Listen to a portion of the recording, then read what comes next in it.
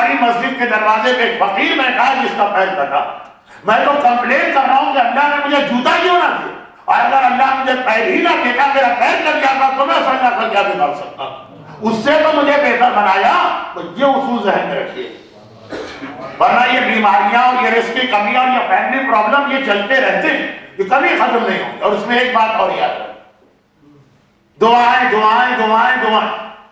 میں نے کہا نا کہ میرا پورا موضوع اور سبجیکٹ ہی سمجھنے کے لیے چینج ہو گئے. تو جاتے جاتے یہ 2-3 اصول دعاؤں کے لیے بتا کے آخری 2-3 دعائیں ابھی باقی, اور اس کے بعد پھر اس موضوع کو مکمل کر کے اس کے اصلی ٹریک پہ لایا جائے, تاکہ ایٹ لیسٹ آخری 2 مجلسوں میں تو سبجیکٹ آپ کے سامنے ہے. 2-3 اصول. اب یہ آئیے دوسرا اصول, بہت مشہور روایت ہے, لیکن چونکہ اسے عموماً بچوں کی جو اسٹوری بک ہوتی ہے اس میں لکھا جاتا, حدیث ہے, روایت ہے, اور مشہور ہے, اس لیے میں اس کو بہت جلدی جلدی پڑھ رہا ہوں. حضرت سلیمان نبی وَعَلَّمْنَاهُ مِنْطِقَ الطَّيْرِ, قرآن کہتا ہم نے ان کو جانوروں پرندوں کی یا جانوروں کی زبان سکھائی. آج تو اب سائنس بھی تھک ہار کے اس نتیجے میں پہنچی ہے کہ جانور بہرحال کمیونیکیٹ کرتے ہیں ایک دوسرے سے. جانوروں کی منطق بولنے زبان سکھائی جانور. حضرت سلیمان کے معجزوں میں ایک معجزہ یہ بھی, بلکہ ایسا معجزہ جو قرآن کے سورہ نمل میں موجود کہ سلیمان جا رہے ہیں, چونٹیاں باتیں کر رہی ہیں, سلیمان نے سنا, سمجھے, مسکرائے. اور یہ واقعہ سورہ نمل میں ہے, عربی میں نمل کہتے چونٹی کو. اس سورہ کی ایک آیت بہت مشہور, اَمَّن يُجِيبُ الْمُضْطَرَّ إِذَا دَعَاهُ وَيَكْشِفُ السُّوءَ, اس سورہ کی آیت. آیا ایک آدمی, یہاں کا قرآن میں نے پڑھا, اب آئیے اصل واقعہ حدیث. آیا ایک آدمی اور کہا کہ یا نبی خدا, جو علم اللہ نے آپ کو دیا اس نالج میں مجھے شیئر کیجیے, تھوڑا سا مجھے بھی جانوروں کی بولی, ان کی زبان, ان کی لینگویج, ان کی بھاشا, ان کا وے آف کمیونیکیشن مجھے بھی سکھائی.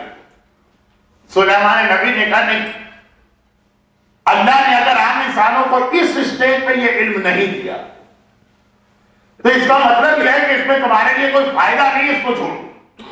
کہا نبی خدا یہ کیسے ہو سکتا ہے, علم میں کبھی نقصان نہیں ہوتا, نالج ہمیشہ آدمی کو فائدہ پہنچاتی ہے. یہ عام آدمی کا آرگومنٹ یہ غلط ہے, اسلام اس کو نہیں مانتا. کمپلیٹ نالج حاصل کرو, آدھی نالج حاصل کرو گے نہیں ملا بن جاؤ گے, بڑی مسئلہ ہوگا جو آج ہو گیا. نہ ہمیں سائنس پتا ہے, نہ ہمیں اسلام پتا ہے, چاند کے مسئلے پہ اس طرح بولتے ہیں جیسے مجتہد بھی ہم ہی اور سائنٹسٹ بھی ہم. بھائی اگر دین کے مسئلے میں غلطی کریں تو سمجھ میں آتا, سائنس بھی نہیں پتا ان کو. کہتے ہیں کہ سائنس اتنی ترقی کر گئی ہے کہ 200 سال بعد کا چاند پتا چل سکتا. خود سائنس کہتی ہے ابھی ہم نے اتنی ترقی کی. یہ نیم ملا, یہ نیم حقیق. کہا کہ نہیں, اللہ نے اگر اس اسٹیج پر یہ علم نہیں دیا, انسانیت ترقی کر رہی ہے. بہت سی چیزیں ایسی ہیں کہ جو صحیح ہیں لیکن پرائمری کے اسٹوڈنٹ کو نہیں بتائی جا سکتی. حضرت سلیمان کے زمانے میں ہیومینٹی ابھی پرائمری کے اسٹیج پر. کہا کہ نہیں, نالج میں کیا نقصان, مجھے تو سیکھنا. اور پھر 2-4 باتیں خدا نے کہا سلیمان سکھا دی. کہا دیکھو میں سکھا رہا ہوں, لیکن اگر پھنس گئے آگے جا کر تو پھر یہ ریورس نہیں ہو سکتا ہے,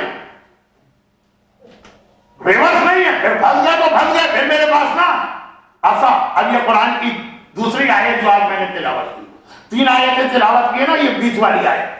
کبھی تم کسی چیز کو بہت اچھا سمجھتے ہو, اس میں تمہارے لیے نقصان ہے, اللہ بہتر فیصلہ کرے گا, وہ دیکھ رہا ہو تمہارا فیوچر.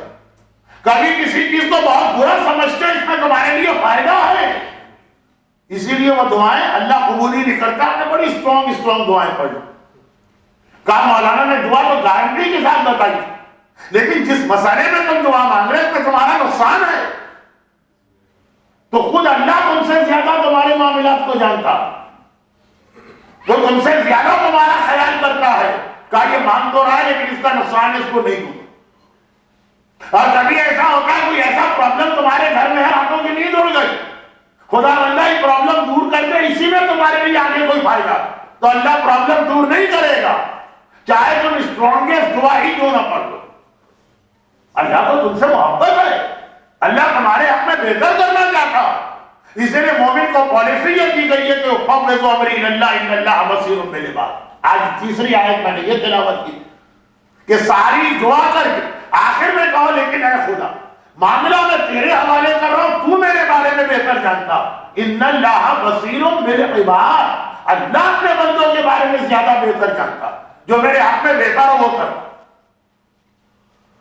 اولاد نہ ہونا کبھی بہتر ہوتا ہے, ایسی نامعقول اولاد کہ دن اور رات آدمی ہاتھ میں چل رہا ہوتا ہے, جب اولاد کبھی اس منزل پہ پہنچ جائے. ایک ایک سیکنڈ باپ اور ماں کے لیے مشکل ہوتا ہے. بعض ایسی اولادیں ہوتی, اسے بہتر ہے اولادیں نہ ہو. یہ اللہ جانتا, ہم نہیں جانتے. ہم تو سمجھیں گے کہ ہماری اولاد تو سینکڑوں لوگوں کی اولادیں کتنی اچھی, ہمارے لیے ایسی ہی نکلے.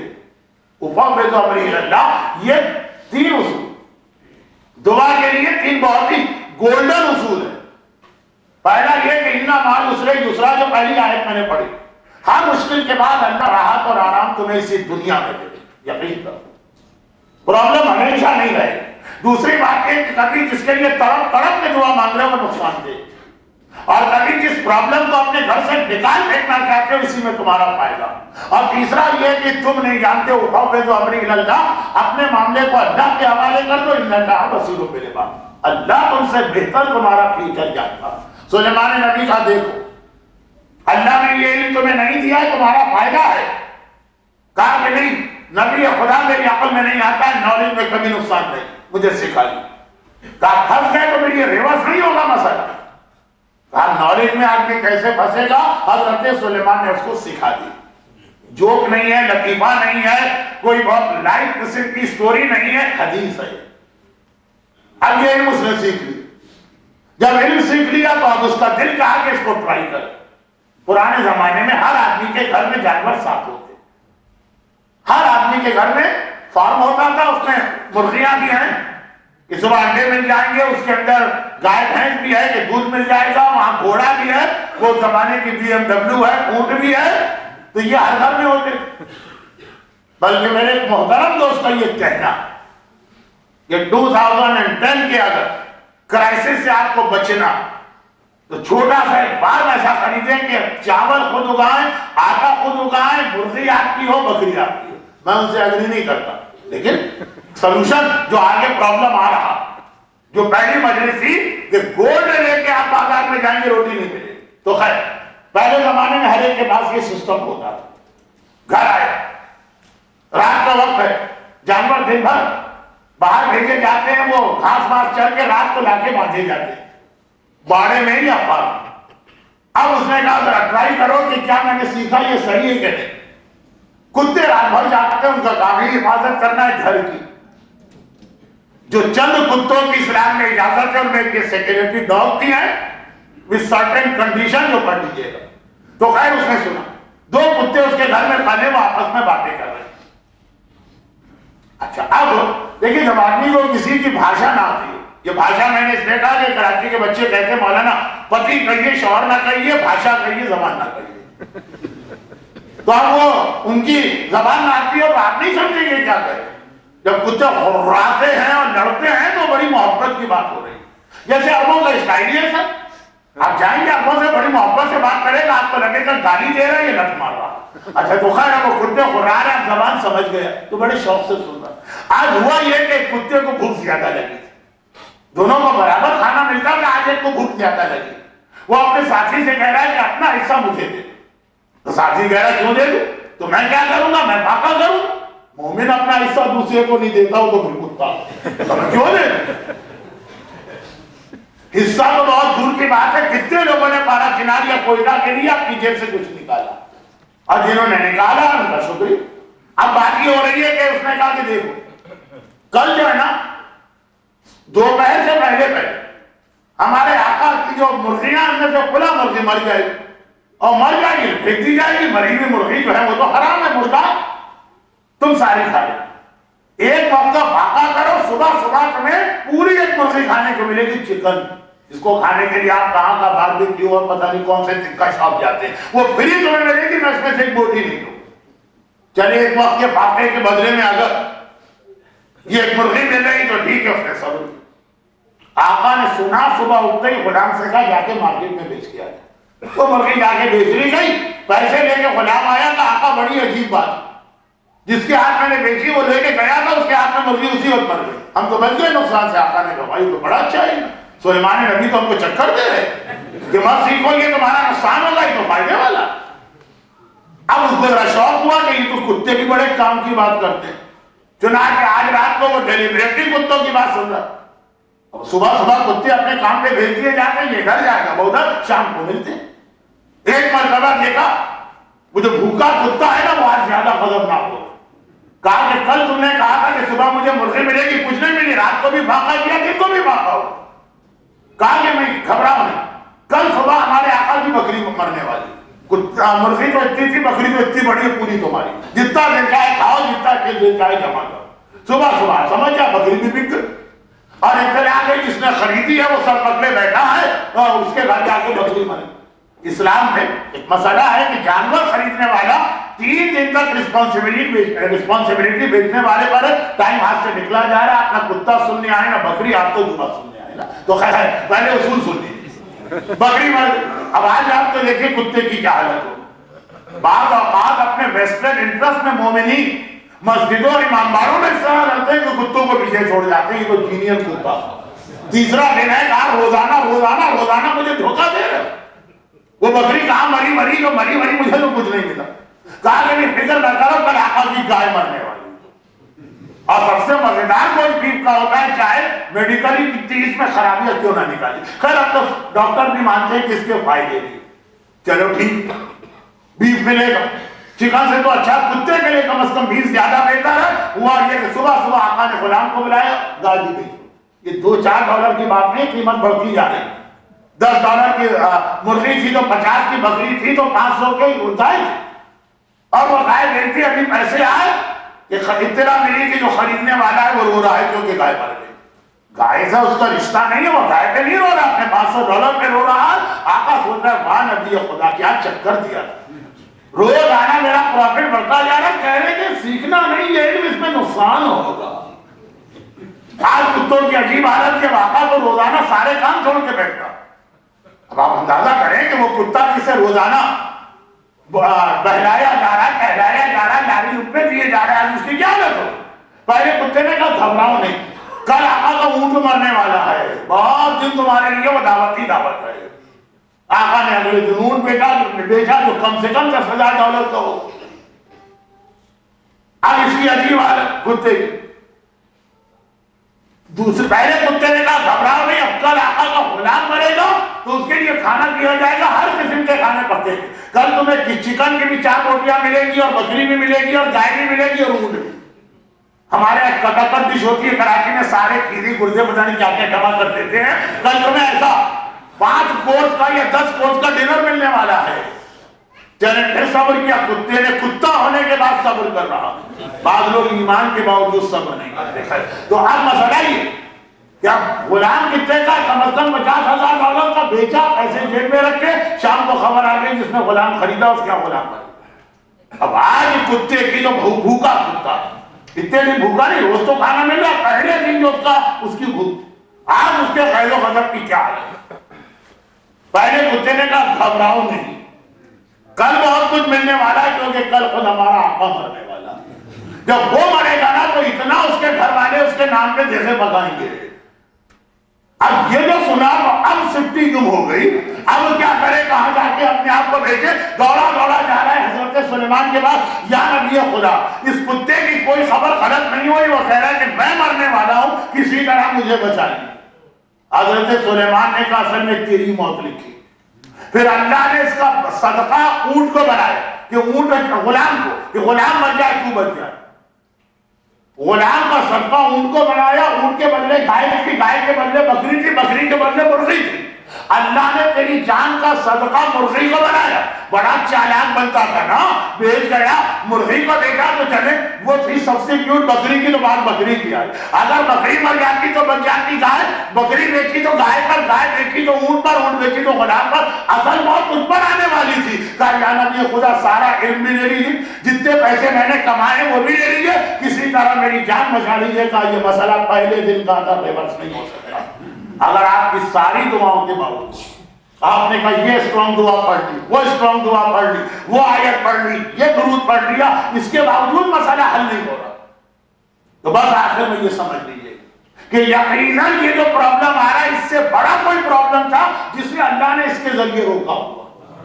اب میں بہت چھوٹی سی ایک مثال دے دوں. یہ آنکھوں کا میرا پرابلم ہے، معلوم ہوا خدا نہ کرے اندھا ہو، صبر کرے کہ شاید یہ اندھا ہونا اصل میں جانور یا اولاد پر آ رہی تھی مصیبت، اللہ نے اس کے اوپر کافی سمجھا۔ یہ عقیدہ ہو تو دعائیں کام آئیں، ورنہ آپ دعاؤں سے وہ توقع کرنے لگے جو نبی اور امام بھی نہیں کرتے کہ ہر دن معجزہ دکھائے گا۔ ہر آدمی کو اپنا مسئلہ بہت بڑا لگتا، اور میں ود ڈیو ریسپیکٹ ایک اعلان پہلے کر دوں کیونکہ اب تو کوئی مومن آنے والا نہیں۔ اعلان یہ کہ کم سے کم، باقی میں منیمم بتا رہا ہوں، 100 ایسے مومنین اور مومنات ہر ایک کہہ رہا مولانا میرا اتنا بڑا مسئلہ 1 گھنٹہ میرے لیے، 1 گھنٹہ میرے لیے نکال دیجیے، میں 2 سال سے آپ کا ویٹ کر رہا ہوں، میں 4 سال سے آپ کا ویٹ کر رہا ہوں، میں 6 سال سے آپ کا ویٹ کر رہا ہوں، میرا فیملی پرابلم ہے، میرا صحت کا پرابلم ہے، میرا 100 تو کم از کم ایسے ہیں میرے کانٹیکٹ، اور Saturday early in the morning میری فلائٹ، میں 100 مومنین کو اس طرح سے ٹائم دینے لگوں تو یہ مجلسیں کون پڑھے گا؟ آپ انتظامیہ سے بات کریں، مجلسیں ختم ہو جائیں، 4 گھنٹے تو یہ میرے پاس آ جائیں، 100 گھنٹے۔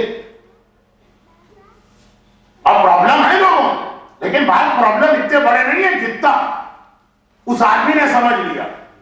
خدا نہ کرے اس کی جان یا اولاد پہ بنے گی تو پتا چلے گا جس کو میں ابھی بڑا سمجھ رہا ہوں اصل اس سے بڑا۔ یہ سارے مسائل ایسے ہوتے ہیں کہ جو مجلس پڑھنے مہمان آتا ہے، چاہے وہ کوئی بڑا عالم ہو یا مجھ جیسا طالب علم، وہ صرف ایک مسئلے کی طرف آپ کی توجہ مبذول کراتا ہے، پھر جس جگہ کے رہنے والے ہیں وہاں بھی علماء، ان کا بھی ایک احترام ہے، ان کا بھی ایک علم ہے، اور مجھ سے بہتر نہیں ہے ٹورنٹو میں تو طالب علم باقاعدہ کھل کرے جائیں، باقی فالو اپ جو ہے آپ ان کے پاس جا کے کریں۔ چنانچہ پوری میری معذرت، لیکن یہ معذرت میں نے اس لیے بھی کی کہ جس نے مجھ سے کانٹیکٹ کیا یا میل بھیجی تو اس نے تو ایک ہی بھیجی، اسے کیا پتا کہ آلریڈی میرے پاس 99 ایسے ریکویسٹ موجود، اور دوسرا یہ کہ یہ اندازہ ہو جائے کہ دعا جو ہے وہ یقیناً دعائیں معجزے دکھاتی ہیں، لیکن اگر آپ یہ سمجھیں کہ ہر آدھے گھنٹے کے بعد آپ کے گھر معجزہ ہونے لگے تو یہ ممکن نہیں، نظام پروردگار، نظام کائنات چینج ہو کے رہ جائے۔ چنانچہ یہ 2-3 باتیں یاد رکھیں کہ اگر ہر دعا کے بعد بھی نتیجہ نہیں نکل رہا تو فوض امری الی اللہ ان اللہ بصیر بالعباد، اے خدا میں اپنا معاملہ تیرے حوالے کر رہا ہوں، تو بہتر جانتا ہے کہ میرا فیوچر کیا۔ ایک مرغی کا نقصان کر کے اگر جان بچ رہی یہ زیادہ بہتر ہے کہ آپ دعا پڑھ کے آج مرغی بچا لی، کل بکری ذرا سی بیمار ہو دعا پڑھ کے بکری بچا لی، پرسوں گائے ذرا بیمار ہو دعا پڑھ کے گائے بچا لی، اور اس کے بعد آخر میں اپنی جان پہ آئے تو وہاں دعا کا اثر ختم ہو۔ کچھ چیزیں اللہ پہ چھوڑنا ہو، اور کچھ پرابلم اگر دعا کے بعد بھی حل نہ ہو تو سمجھ لو کہ قرآن کا اعلان کچھ چیزیں تمہیں آج بری لگ رہی ہیں یہ آگے تمہارے لیے فائدے مند۔ اور پھر آدمی کہے کہ یہ صبر کیسے آئے، فَإِنَّ مَعَ الْعُسْرِ يُسْرًا، خدا کا یہ اعلان کہ کبھی بھی ہم زحمت اور مصیبت ہمیشہ نہیں رکھتے، اسی دنیا میں ہر زحمت کے بعد آسانی۔ اچھا جہاں جو جتنی باتیں اللہ نے بتائی ہیں ان کے اوپر تو عمل کریں، اس کے بعد بھی اگر نتیجہ نہ نکلے تو اب آخری 2-3 باتیں۔ اچھا یہ جو 2-3 باتیں آخری میں عرض کر رہا ہوں یہ میرے عام طریقے سے بالکل ہٹ کر، میں نمرالوجی یا علم عادات کا زیادہ قائل بھی نہیں اور اس کے بارے میں میری معلومات بھی نہیں، لیکن جیسا کہ میں نے ایک دن مجلس میں عرض کیا تھا کہ اصل میں بیسیکلی یہ ڈپارٹمنٹ شاعروں کا کہ ہر عدد کے کتنے نمبر ہوتے ہیں اپنے نام کے عدد نکل پڑے، مگر اس سے پہلے کہ یہ مسئلہ شروع جو 3-4 مجلسوں میں ایک بات آئی، آج ایک اور اینگل سے وہی بات آ رہی ہے۔ میرے والد مرحوم کے ایک بہت ہی گہرے دوست، میرے والد سلطان المدارس کے صدر الافاضل تھے، تو ان کے اسی مدرسے کے ایک بہت گہرے دوست، میرے والد کا انتقال تو اس وقت ہو گیا جب میں 8 سال کا تھا، لیکن مولانا مسلم مہدی جرولی کراچی میں قیام تھا اور والد کی وجہ سے بڑی شفقت کرتے تھے، عزیز آباد مسجد عسکری کے قریب رہتے تھے۔ تو ایک دن میری موجودگی میں ایک آدمی نے آ کر ان سے ایک سوال کیا اور وہ سوال تھا اولاد، کیا اولاد نہیں ہوتی؟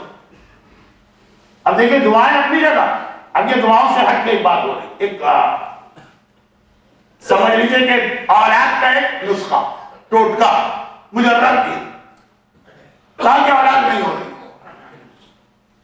فرمایا کہ میں اپنے والد کا واقعہ بتاتا ہوں. ان کے والد 30 کے ہندوستان کے مشہور علماء میں سے. جرول بہت ہی مشہور علاقہ ہے یو پی کا، علماء کا پورا خاندان وہاں کا. اکبر مہدی جرول جن کی جواہر البیان ایک بہترین کتاب ہے حالات ائمہ، ان کے والد کہا کہ میرے والد 30 میں یہ بالکل ارلی 40 ہوئی، بہرحال 45 سے پہلے کی بات. میرے والد نجف اشرف میں علم دین حاصل کرنے گئے تھے. یہ وہ زمانہ تھا کہ قم کا حوضہ بھی بنا ہے، 10 سال بھی نہیں ہوئے ہوں گے، اور بالکل ابھی کوئی جانتا بھی نہیں کہ قم میں کوئی حوضہ بھی. آغا عبدالکریم حائری کا پورا تذکرہ آ چکا ہے پہلے. تو خیر وہ نجف کے اندر تعلیم حاصل کرنے گئے، اور جیسا طریقہ ہے کہ 2 سال کے بعد چھٹی پہ آتے ہیں وطن، کچھ عرصے مہینے 2 مہینے گزارتے ہیں، پھر جاتے ہیں 2 3 4 سال کی چھٹی، اور سارا کمیونیکیشن خط کے ذریعے سے ہوا کرتا. نہ یہ موبائل ہے، نہ یہ SMS ہے، نہ یہ بلو بیری ہے، نہ پتہ نہیں کیا کیا، کچھ بھی نہیں ہے، ہر چیز خط کے ذریعے. اس زمانے میں خط کی بڑی اہمیت، اور خط کی وجہ سے خط لانے والے پوسٹ مین کی بڑی اہمیت ہوتی تھی. تو اب تو میں نے سالوں سے پوسٹ مین دیکھے بھی نہیں کراچی میں. تو خلاصہ یہ ہے کہ جو آدمی وطن سے دور اور تنہائی میں، اور تنہائی بھی علم دین کی تنہائی. کتنے لوگ ہوں گے کہ جو 16 میں انگلینڈ آ گئے یا کینیڈا آ گئے، وطن سے دور بھی ہے، لیکن یہاں اتنی عیاشیاں ان کے لیے ان کو ضرورت بھی نہیں گھر والوں کو یاد کرنے کی. لیکن بہرحال جو نظر کے اندر ہے گھر تو یاد آتا. فرماتے ہیں 2 3 مہینے کے لیے جاتے ہیں، پھر آتے ہیں 2 2.5 سال. اور کالج لائف، ہاسٹل لائف، ہر آدمی کو ایک کمرہ تو نہیں ملتا ہے، کمرے میں 4 اسٹوڈنٹ، 5 اسٹوڈنٹ، 6 اسٹوڈنٹ. زمانہ ہوا ہے کہ اوورآل مومنین کے پاس غربت ہے، حوضہ علمیہ بھی بہت غریب. طالب علموں کو روٹیاں بھی گن کے ملتی ہے، وہ بھی تندور میں لائن لگانا پڑتی ہے. مراجع کی جانب سے تندور والے کو پیمنٹ کیا جاتا ہے، ایک کو 1 روٹی، ایک کو 2 روٹی. غرض یہ کہ بہت ہی پریمیٹو ٹائپ کی زندگی تھی. فرماتے ہیں کہ میرے والد کے پاس جرمن سے خط آیا. اچھا اب چونکہ سارا کمیونیکیشن خط سے ہوتا، دیکھیں بچوں کو سمجھانا پڑا. ایک دن یہ لیٹر اور خط کا سسٹم میوزیم میں رکھا ہوگا، کوئی گائیڈ بتائے گا کہ بچوں اسے خط کہتے ہیں. بچہ کہے گا خط کس چیز کا نام ہے، تو بتانا پڑے گا کیسے لکھا جاتا تھا. تو خط جو تھے وہ کیا وہ شعر ہے نا، یا شاعر حضرات کی بیٹھے، ڈر لگتا ہے کہ میں غلط شعر پڑھ دوں تو بعد میں کھچائی نہ ہو جائے، کہ وہ لفافہ دیکھ کے مضمون پھاپ لیتے. پہلے خط کا لفافہ ہی ایسا ہوتا، کسی کی موت کی خبر ہے تو لفافہ کٹا ہو. ابھی آپ نے خط پڑھا نہیں، لیکن لفافہ دیکھ کے اندازہ ہو گیا کہ بری خبر ہے. اور کوئی اچھی خبر ہے تو اس کے اوپر مثلاً بہت ساری گلیٹرنگ وغیرہ اور سجا کر اور لال رنگ کا اور عجیب پھول پتیاں بنا کے بھیجا گیا. تو غلط یہ کہ خط آیا، خط پرائیویٹ چیز کوئی نہیں پڑھتا، لیکن لفافہ دیکھ کے سارے کمرے والے سمجھ گئے کہ کوئی خوشخبری ان کو ملی ہے. لفافہ خط کا انویلپ بھی ایسا. انہوں نے خط کھولا، پڑھا، بالکل جیسے نارمل خط ہے. یہ میں سن رہا ہوں اپنے تقریباً یہ سمجھ لیجیے اپنے چچا سے، مولانا مسلم مہدی جرمنی، خود بہت بڑے عالم، ان کے والد ان سے بڑے عالم. وہ کہہ رہے ہیں کہ میرے والد نے نجف کے مدرسے ہاسٹل میں یہ خط پڑھا اور بالکل عام طریقے سے دراز میں ڈال دیا، بالکل ایسے نارمل خط. کمرے کے سب لوگ دیکھ رہے. اب میں کیا کیا چیزیں بتاؤں کہ اس جنریشن کو بتانے کی ضرورت نہیں. پہلے زمانے میں خط کی اہمیت تھی، خط دیکھ کے پورا محلہ جمع ہو جاتا تھا کہ کیا خبر آئی. تو اب سارے اسٹوڈنٹس کمرے کے ساتھ ہی دیکھ رہے. خط کا انداز بتا رہا ہے کہ کوئی خوشخبری، پڑھنے والے کا اسٹائل بتا رہا ہے بالکل نارمل سا خط کونے میں ڈال دی. اسٹوڈنٹ نے پوچھا کچھ عراقی کچھ ایرانی، کیا ایسا یہ کہ کیا خط؟ کہا کہ میرے وطن سے اطلاع ہے کہ میرے یہاں بیٹا پیدا ہوا، یعنی چھٹیوں میں گئے تھے اور یہ خبر آئی. ایسا نہیں ہے جو 5 سال تک گئے نہیں اور خبر آ گئی کہ بیٹا پیدا ہوا. تو ابھی یہ گئے تھے، چھٹیاں گزار کے آئے اور وطن سے خبر آ گئی 4-6 مہینے کے بعد کہ آپ یہاں بیٹے کی ولادت ہوئی. تب میرا بیٹا پیدا ہوا. 13 اور 14 میں بیٹا پیدا ہونا بہت بڑی چیز مانا جاتا. لوگ توپ کے گولے تک چھوڑوا دیتے پیمنٹ کر کے کہ پتا چلے فائرنگ ہو رہی ہے، توپ کے گولے چھوڑے جا رہے ہیں. خوشی ہوتی تھی اولاد کے ہونے پر، اولاد ایک چیز تھی. تب وہ پورا کمرہ اسے بڑا مبارک ہو مبارک ہو مبارک ہو، بیٹا ہوا ہے تمہارا پہلا بیٹا.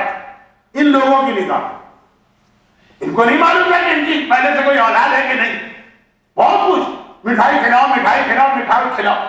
کہا کہ مٹھائی کھلانے میں کوئی اعتراض نہیں، لیکن ایک ہفتہ ٹھہر گیا. کیوں ایک ہفتہ کیوں ٹھہر گیا؟ کہا ایک ہفتے کے بعد دوسرا خط آئے گا کہ بیٹا مر گیا. پھر تم خود ہی اپنا یہ مٹھائی کا جو اصرار کر رہے ہو واپس لے دو. چکرا گئے لوگ. یہ کیا بات ہے؟ ایک عالم اتنا یقین کے ساتھ کہے کہ اگلے ہفتے میرے بیٹے کی موت کا خط آنے والا. وہ کراچی کے محفل مرتضیٰ میں اعلان ہو گیا 1:30 بجے کہ یہ 7:30 بجے نماز جنازہ ہوگی اور وہ صاحب مر کے نہ دیے، وہ ایک الگ مسئلہ ہے. لیکن یہاں پر کہا کہ آخر اتنا یقین سے کیسے گئے؟ کہا کہ میری شادی، اب اس وقت تک یہ اتنا کنسپٹ تھا نہیں کہ کزن میرج کے نقصانات. خیر اسلام اتنے نقصان میں نہیں مانتا جتنا میڈیا نے ڈرا دیا، اور ایسا بھی نہیں کہتا کہ کوئی نقصان نہیں، بیچ کی چیز. آیت اللہ ناصر مکارم شیرازی کی ایک کتاب ہے جس میں بہت سارے واجبات کو حرام کی ریزننگ دی گئی. فلسفہ احکام، فلسفی اور شریعت. اس نے ایک سوال یہ کزن میرج، اس کا جواب دیکھ لیجیے گا. میرے پاس اتنا وقت نہیں ہے کہ ہر چیز بیان کروں. ایک مجلس ان مومنین کو میں شاباش کہتا ہوں کہ جو ورکنگ ڈے کے اندر 1.25 گھنٹے کی روزانہ میری مجلس ہوتا ہے. لیکن ایک حد سے زیادہ میں آپ کو بھی مصیبت میں نہیں ڈال سکتا. تو آخری بات یہ کہ کہا کہ ہمارے یہاں کوئی ایسا پرابلم کہ اول تو ہمارے یہاں اولاد نہیں ہوتی، اور اگر اولاد ہوتی ہے تو کوئی بچہ 10-12 دن سے زیادہ زندہ نہیں رہتا، مر جاتا. سارے علاج کر لیے، اور اب ایسا ہم لوگ اللہ کی تقدیر پہ راضی ہو کے بیٹھ گئے کہ سارے علاج کر لیے کوئی فائدہ نہیں. انہوں نے عراقی تھے ایرانی تھے، انہوں نے کہا واہ یہ کیسے ہو سکتا، چلو ہمارے ساتھ. اس وقت مرجعیت تھی آیت اللہ عظمیٰ آغا ابو الحسن اصفہانی، بہت ہی عظیم مرجع. اور اس وقت انڈیا اور پاکستان میں ایک ایسی جنریشن ہے جو ان کی تقلید کر چکی. 1945 میں ان کا انتقال ہوا. ان کے بعد آغا بروجردی، ان کے بعد آغا حکیم، ان کے بعد آغا خود اور خمینی ایک ساتھ، ان کے بعد آغا خامنہئی اور ایک ساتھ. یہ ایک میں نے چین بتا دی آپ کو مرجعیت. لیکن آغا اصفہانی کی مرجعیت اس لیے بہت امپورٹنٹ ہے شیعہ تاریخ میں کہ یہ مرجع تھے پورا سیکنڈ ورلڈ وار کے درمیان. اور سیکنڈ ورلڈ وار میں عراق میں آئل جسے آپ لوگ گیس کہتے ہیں آئل نکل آئے. اور فرسٹ ورلڈ وار جو تھی وہ انسانوں کی تھی، سیکنڈ ورلڈ وار مشینوں کی. چنانچہ آئل کی ضرورت انگلینڈ کو بھی تھی، آئل کی ضرورت جرمنی کو بھی. عراق میں آئل نکلا ہے، اور عراق اس وقت مرجع بے تاج کا بادشاہ کہلاتا تھا. کسی کو پتہ ہی نہیں ہوتا تھا عراق کا بادشاہ کون ہے، صدر کون ہے، پرائم منسٹر کون. حکم مرجع کا چلتا. تو بہت ہی امپورٹنٹ ان کی مرجعیت تھی. دونوں گورنمنٹ ان کو پریشرائز کر رہے ہیں، ان کو بھی آئل چاہیے، ان کو بھی آئل چاہیے. آئل کی پالیٹکس آج کا مسئلہ نہیں، سیکنڈ ورلڈ وار بہت اہم. تو ان کے بہت دلچسپ واقعات، یعنی میں ایک طرح سے کہہ دوں کہ وہ ڈیو ریسپیکٹ بہت امپورٹنٹ مرجع.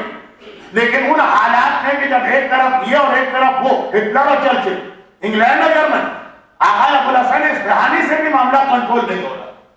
تو خیبر کے 3-4 مجتہدین میں سے ایک جن سے امام کو ڈائریکٹ کانٹیکٹ کر کے ان کو مسلسل انسٹرکشن دینا پڑا کہ یہ جو پالیٹکس چل رہی ہے اور اتنی ہائی لیول کی پالیٹکس، انگلینڈ کی اس زمانے کی پالیٹکس، جرمنی، آغا اصفہانی نے کس طرح بیلنس کر کے شیعت کو بچایا. پوری 1 گھنٹے کی تقریر ہے. میں نے اتنا انٹروڈکشن اس لیے کرا ہے کہ بہت ہی عظیم ہمارے مراجع اور بہت ہی کروشل ٹائم پیریڈ ان کا. تو کہا کہ چلو ایسا کیسے ہو سکتا ہے، ہم ان سے بات کریں. اللہ غارت کریں ٹیررسٹوں کو، ورنہ اس سے پہلے مرجع سے ایکسس بہت آسان، ابھی بھی آسان ہے. لیکن آغا سستانی سے ملنے کے آپ کو بھی پتا ہے کہ کتنے سیکریٹری چیک سے نکلنا پڑتا ہے، کتنا لیمیٹڈ ٹائم دیا جاتا. پہلے ہر مرجع کا گھر کا دروازہ ایک فکس ٹائم پہ 2 گھنٹے کھلا ہوا، جس کا دل چاہے جا کے ملاقات کر لے. چنانچہ ہی رک گئے. ہمارے مراجع سب سے زیادہ رسپیکٹ ریلیجیس اسٹوڈنٹس کو دیتے ہیں کہ اصل ایکچوئل یہ زمانے کے امام کی آرمی. تو بڑا احترام، بڑی عزت. اور ایک مرتبہ کہا کہ بھائی تم عراقی، تم ایرانی، یہ ہندی. انڈیا پاکستان اس وقت تقسیم نہیں ہوئی. کیا پرابلم کیا؟ ان لوگوں نے کہا کہ سیدی یہ ہمارے ساتھ کا اسٹوڈنٹ ہے. اسٹوڈنٹ کا مطلب ہے پی ایچ ڈی ڈگری، یعنی بڑا عالم، اور اس کا یہ پرابلم. آغا اصفہانی مسکرا اور کہا کہ اس کو بہت ہی سمپل ایک سولوشن. دیکھیں وہ اپنی جگہ جو اولاد کے سلسلے میں سورہ مومنون کی آیت نمبر 12، 13 اور 14 میں نے پڑھی.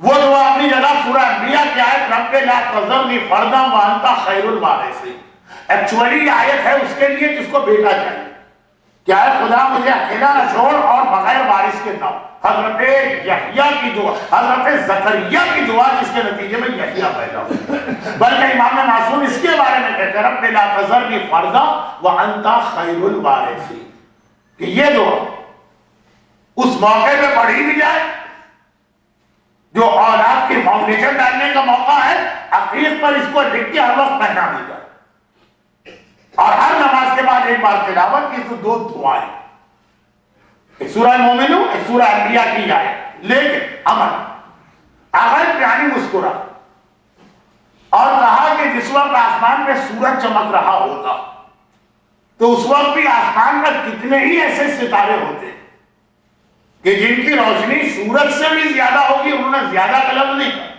برابر ہوگی انہوں نے برابر طلب بھی نہیں کر۔ یہ تو آج کی سائنس نے بتایا کہ بعض اسٹار بلکہ اکثر اسٹار ہمارے سورج سے زیادہ روشن ہیں، کہا کہ کتنے ہی ستارے ہیں جن کی اپنی بہت روشنی ہے، مگر جب تک آسمان پہ سورج ہوتا وہ نظر نہیں آتے، سورج کی اتنی روشنی ہے کہ وہ ستارے چھپ جاتے ہیں۔ کہا یہی مسئلہ تو نہیں، مگر یہی کیفیت کے ساتھ ہمیں چہارہ معصومین اتنے عظیم ملے کہ ان کی شخصیت کی وجہ سے بہت ساری اور امپورٹنٹ شخصیتیں ہیں جو ہماری آنکھوں سے چھپ جاتی ہیں، وہ ہمیں نظر نہیں آتی، جبکہ اگر چہارہ معصومین نعوذ باللہ نہ ہوتے تو ان میں سے ہر ایک اپنے وقت کا سورج ہوتا۔ جیسے اکثر میں ان لوگوں سے کہتا ہوں جو آج کل پتہ نہیں کیوں پنجے جھاڑ کر ہمارے مراجع کے پیچھے پڑ گئے، ان کے خلاف پروپیگنڈا، ان کے خلاف ایلیگیشن، ان کے اگینسٹ، میں کہتا ہوں ہمارے مراجع اس وقت ایسے کہ باقی مسلمانوں کو امام ایسے نہیں ملے کہ جیسے ہمیں مرجع ملے، ہمیں احساس ہی نہیں کہ کتنے بڑی بلیسنگ ہے ہمارے۔ کہا کہ ائمہ طاہرین کی وجہ بہت ساری اور اہم شخصیتیں ہیں جو ہم کو نظر نہیں آتی، سورج کے ہوتے ہوئے ستارے نظر نہیں آتے، اور ان میں سے ایک ہے مسلم ابن عقیل۔ جناب نرجس خاتون کی عظمت ایک مجلس میں آ چکی ہے، یا کاشف القرب وجہ حسین اکشف کرتی بحق عقیق الحسین، حضرت عباس کی عظمت آ چکی، مسلم، اور بہت کم مومنین کی توجہ جناب مسلم کے کنٹریبیوشن پہ جاتی ہے۔ کہا کہ مسلم ابن عقیل وہ بھی ایک ایسی شخصیت ہے کہ جن کے نام پہ میریکل ہوتے، خاص طور اگر کسی کے یہاں اولاد نہ ہوتی یا ہوتی ہے اور مر جاتی، وہ اللہ سے یہ منت مانے کہ اب جو میرا بیٹا ہوگا اس کا نام مسلم رکھوں گا، تو پھر اس کے یہاں نہ صرف یہ کہ اولاد زندہ رہے گی بلکہ اولاد کا سلسلہ ہو۔ یہاں تک سنا مولانا مسلم مہدی جرمنی میرے سامنے کہہ رہے ہیں کہ میں اس کی زندہ مثال، ادھر آقا ابو الحسن اصفہانی نے یہ پیغام دیا اور ادھر میرے باپ نے وہی منت مانی کہ اگلا جو میرا بیٹا ہوگا اس کا نام مسلم رکھوں گا۔ اتنے بیٹے 7 8 10 مر چکے، اور دیکھو اب تک یہ 70 سال کی عمر تھی جب وہ یہ واقعہ سنا، اور اسی وقت مسجد عسکری رشید آباد میں 3 مومنین جن کا یہ پرابلم تھا منت مان، اور تینوں کے مسلم بیٹے اب تک 35 اور 40 سال عمر والے وہیں آپ کو عزیز آباد میں گھومتے نظر آئے، آنکھوں دیکھی بات کہہ رہا ہوں۔ تو جناب مسلم کا وسیلہ دعائیں بھی میں بتا رہا ہوں، اور ساتھ ساتھ جو وسیلے ہیں جو وہابیت کو سب سے ناگوار گزرتا، وسیلے کی بات نہ کر، مسلم ابن عقیل نہیں، رسول اللہ کا نام ان کو سب سے ناگوار گزرتا۔ کون رسول اللہ؟ پوسٹ مین تھے، خط دیا اور چلے، لیکن شیعیت کا ترہ امتیاز یا بنیادی عقیدہ کہ وسیلہ انتہائی اہم ہے، تو ائمہ طاہرین کے وسیلے پہ حیران، یا اس خاندان کی نرجس خاتون سے مسلم سے عباسی علمدار، ان کے وسیلے بارگاہ الہی میں چلتے ہیں۔ مسلم کے حوالے سے جملہ کہہ دوں اور پھر آخری 2 دعائیں کیونکہ تقریباً 55 منٹ ہو گئے ہیں، 7 گھنٹے کی مجلس ہو رہی ہے روزانہ، 65 منٹ کی اور 5 منٹ کے مسائل، تو منزل مسائل پر آ گیا ہوں۔ مزید آخری بات، بہت ہی اہم باتیں وہ کر لی، اب دعا ختم۔ اب وہ 2 باتیں جو دعا کو بھی سپرسیڈ کرتی، ایک صلہ رحم ہے وہ آپ سن چکے، ایک آخری اور اب ان کو سپرسیڈ کرنے والی آخری بات یہ کل انشاءاللہ، آج آخری دعا مسلم۔ ایک سوال یہ بھی کہ جن کا وسیلہ اللہ کے یہاں اتنا چلتا، تو کوئی لاجک ہے اس کے پیچھے کہ بس اللہ کی مرضی؟ نہیں، لاجک تو بہت ساری، اہم ترین لاجک یہ جو اللہ کے لیے جو قربانی دے اللہ اس کے قربانی کو اپریشیٹ کرتے، اسی قربانی کے اعتبار سے اس کے نام کو کائنات کا ایک اہم ترین معجزہ بنا دے۔ مسلم ابن عقیل کی جتنی اولادیں سب جہاد کربلا میں شہید ہو گئی، مسلم کی بہت اولادیں، مسلم نے اپنی ساری اولادیں حسین کے نام پر اور اللہ کے نام پہ قربان کر دی۔ خدا نے کہا مسلم تم نے اپنی نسل کاٹ دی میری وجہ سے، اب لوگوں کی نسلیں تیرے نام پہ چلا کریں۔ کربلا کے شہیدوں میں دیکھی آقا حسین کئی اولادیں شہید ہوئی مگر نسل چلتی رہی، ایک بیٹا زندہ۔ آقا عباس کی نسل چلی، اولاد زندہ۔ خود آقا حسن مصطفیٰ بیٹا قاسم شہید ہوا لیکن نسل چلتی رہی۔ جو غیر شادی شدہ تھے ان کی بات نہیں کر رہا ہوں، جتنے شادی شدہ ایک نہ ایک اولاد ہر ایک کی بچی اور نسل چلی۔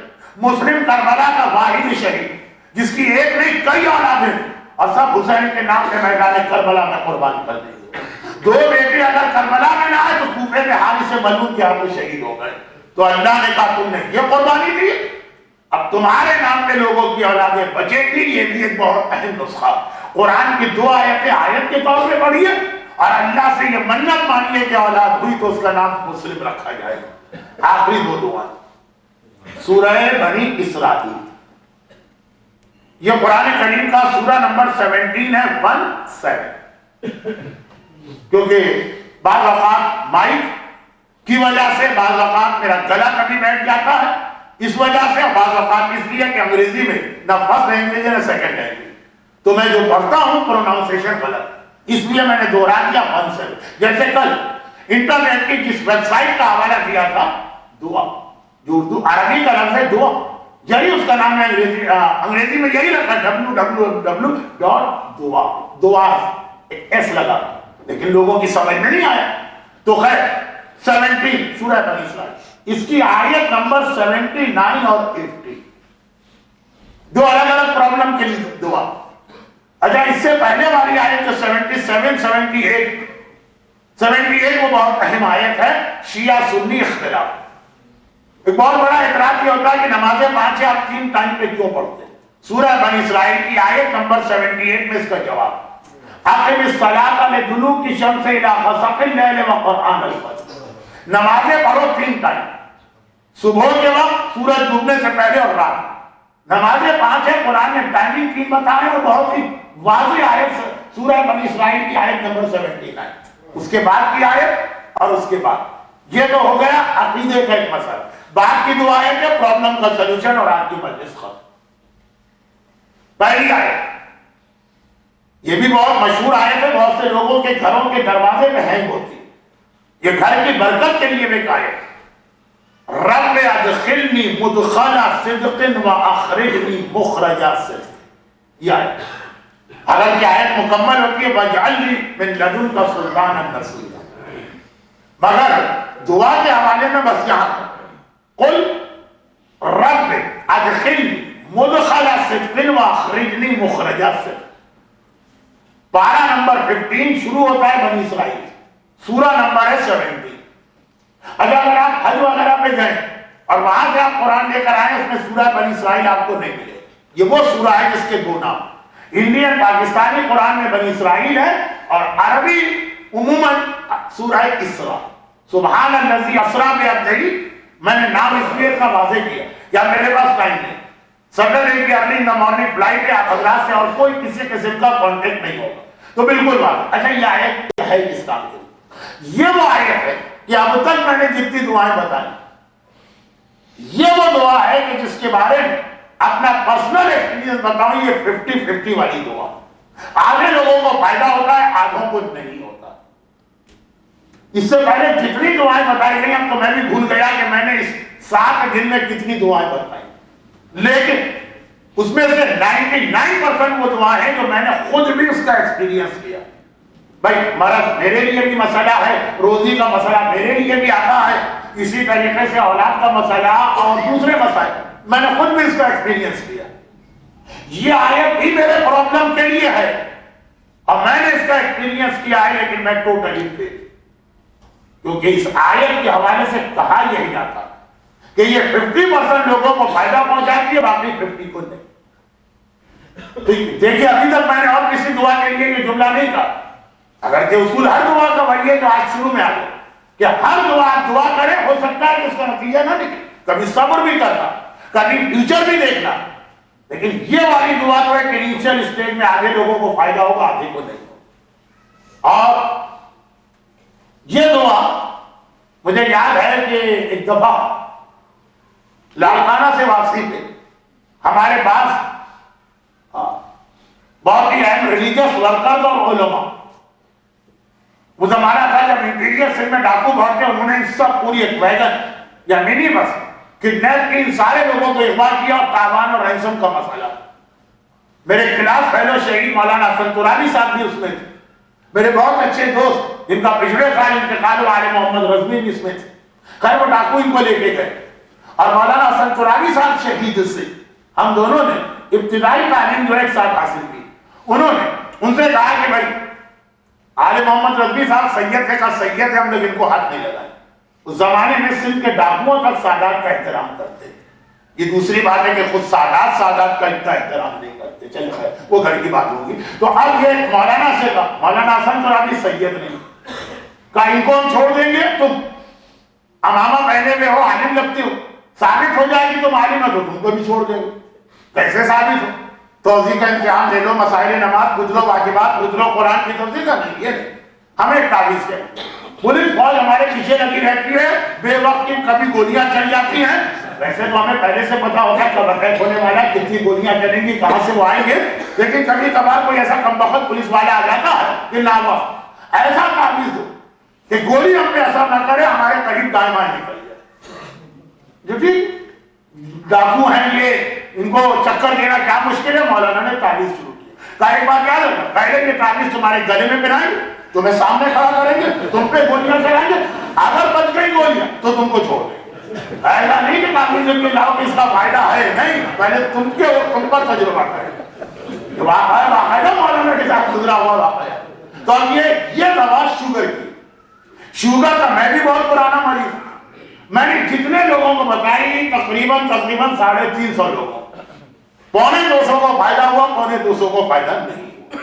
اگر یہ الگ بات ہے کہ میڈیکل سائنس خود یہ کہتی کہ شوگر ایک چیز نہیں، ہر آدمی کی شوگر دوسرے سے الگ ہوتی ہے، ہر ایک کا ریزن بھی الگ ہے، شاید یہ وجہ، اس کا اصول یہ 40 دن والا عمل، جسے شوگر کی بیماری ہے، میں خود عرض کر رہا ہوں کہ میں نے پہلے اپنے آپ پر آزمایا، میں ناکام رہا، لیکن تقریباً 200 مومنین کو فائدہ ہوا۔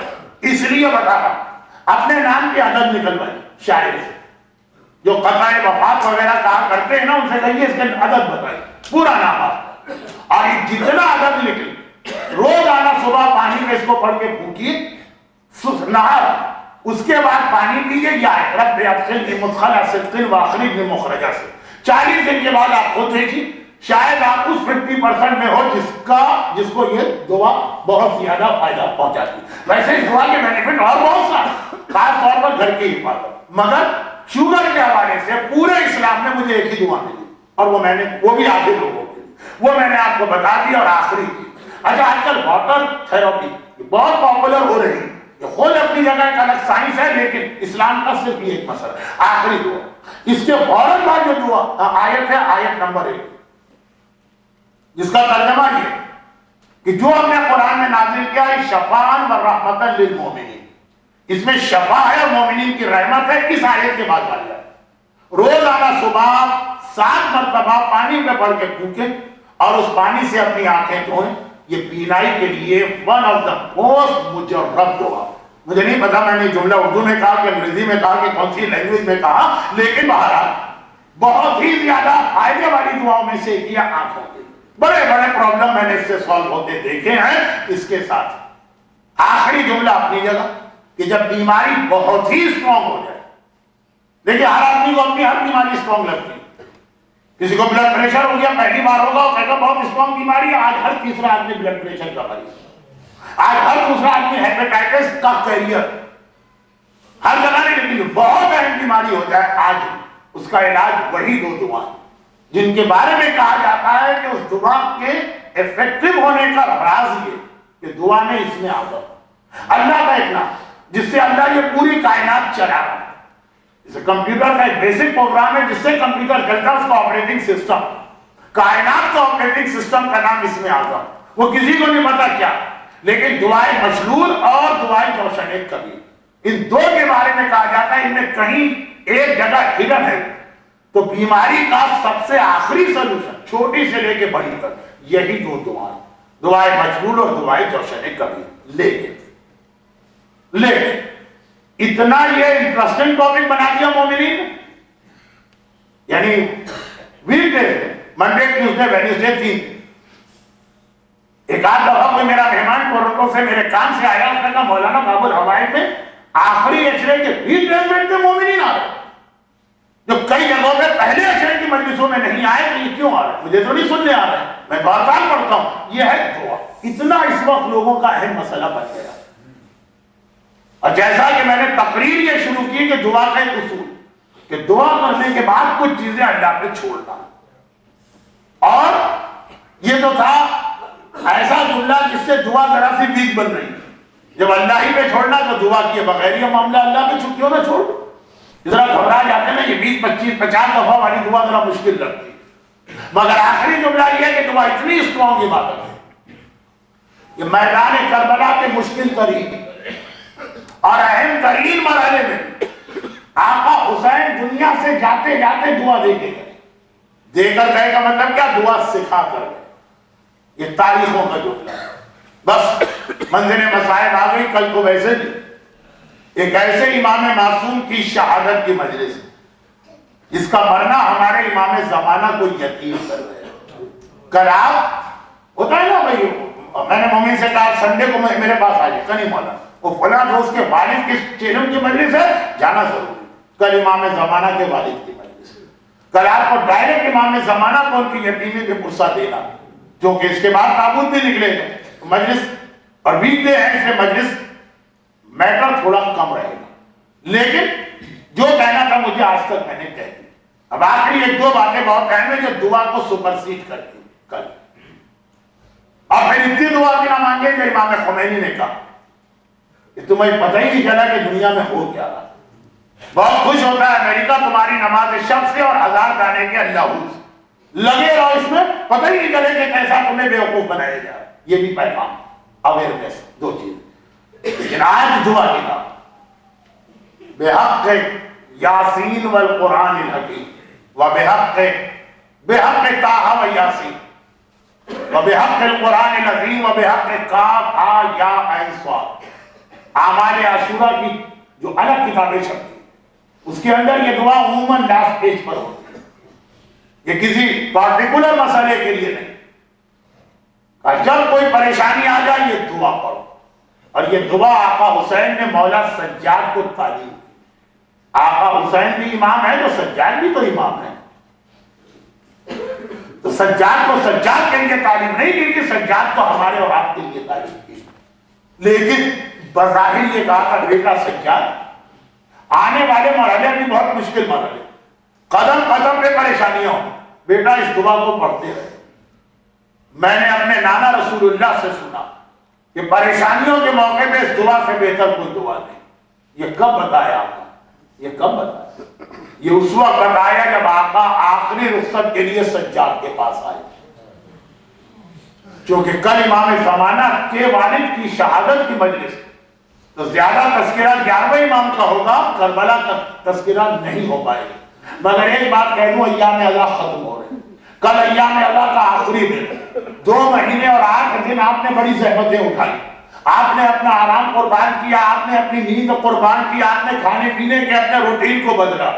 آپ کے بچے صبح اسکول جاتے ہیں، اس کے باوجود خواتین بھی بڑی تعداد میں آ رہی ہیں، بڑی زحمت اٹھائی.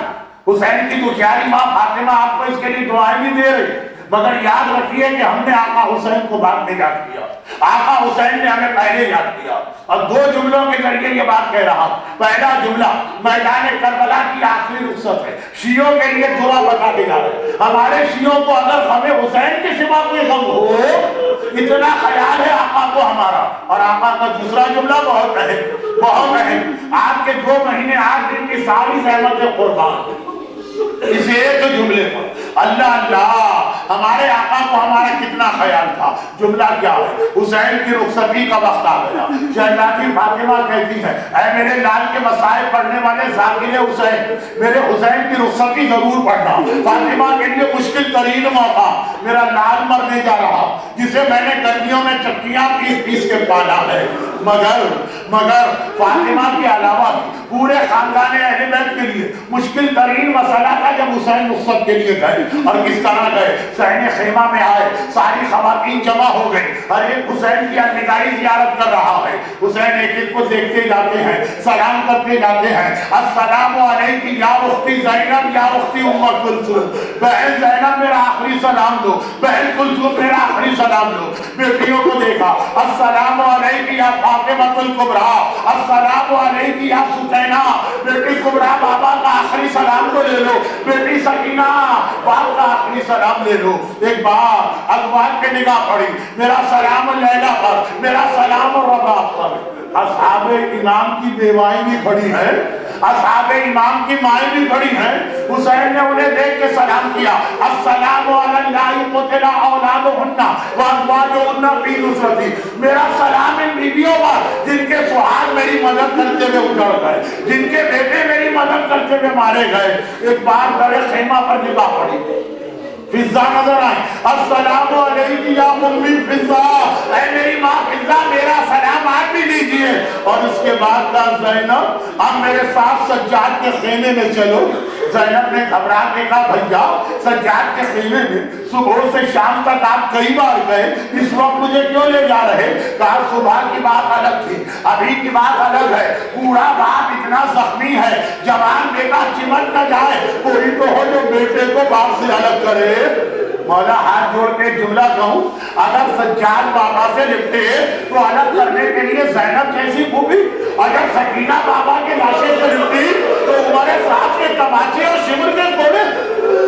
مولا سجاد کے خیمے میں آئے، آقا حسین سجاد کے خیمے میں آئے. اور ایک مرتبہ اگلا جملہ آپ نے سنا ہے، سجاد نے بابا کو دیکھا، گھبرا کے کہا بابا کتنے زخمی جو ہونا میرا چچا عباس کہاں چلا گیا؟ سجاد قد قتل عباس مارے گئے. اور بس یاد رکھو اب مردوں میں میرے اور تیرے سوا کوئی نہیں ہے، اور میں اس لیے تیرے پاس آیا ہوں. جب پلٹ کے مدینے جانا تو میرے شیعوں سے کہنا اے حسین کے شیعوں تمہارے آقا نے تمہیں آخری سلام بھجوایا ہے.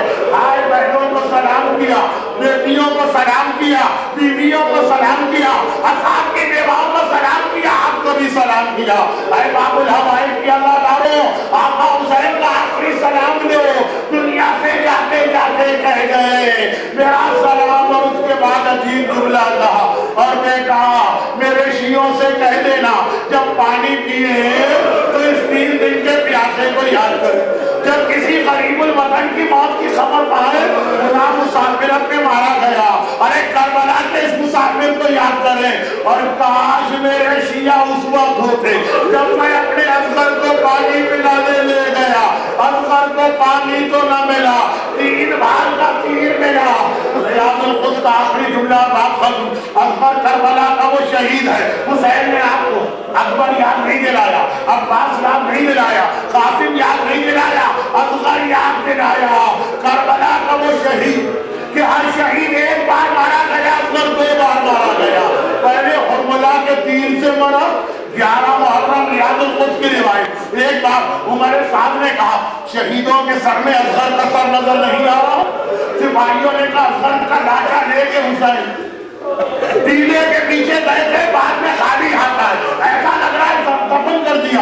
اصغر کی خبر نظر نہیں آ رہی. سمر نے کہا میں ڈھونڈتا ہوں. کیسے ڈھونڈا؟ ایک نیزہ لے کے چلا، جگہ جگہ زمین میں نیزہ گاڑ رہا ہے. ایک بار میں نیزہ گاڑ کے نکالا، سچتا ہے کہ اللہ کا لاشا لو کے نیزہ پر. سمر نے ایک ہاتھ سے بچے کو تھاما، دوسرے ہاتھ سے خنجر نکالا، اصغر کے گلے میں خنجر چلا. سکینہ پکاری اخبار آباد ذرا کے دیکھنا میرا اصغر بھیا دوبارہ شہید کیا گیا. الا ولعنۃ اللہ علی اعدائهم اجمعین وسيعلم الذین ظلموا ايام منقلب ينقلبون. کیونکہ دعا کے حوالے سے آج میری آخری مجلس تھی تو میں نے مسائل کو بھی دعا بنایا.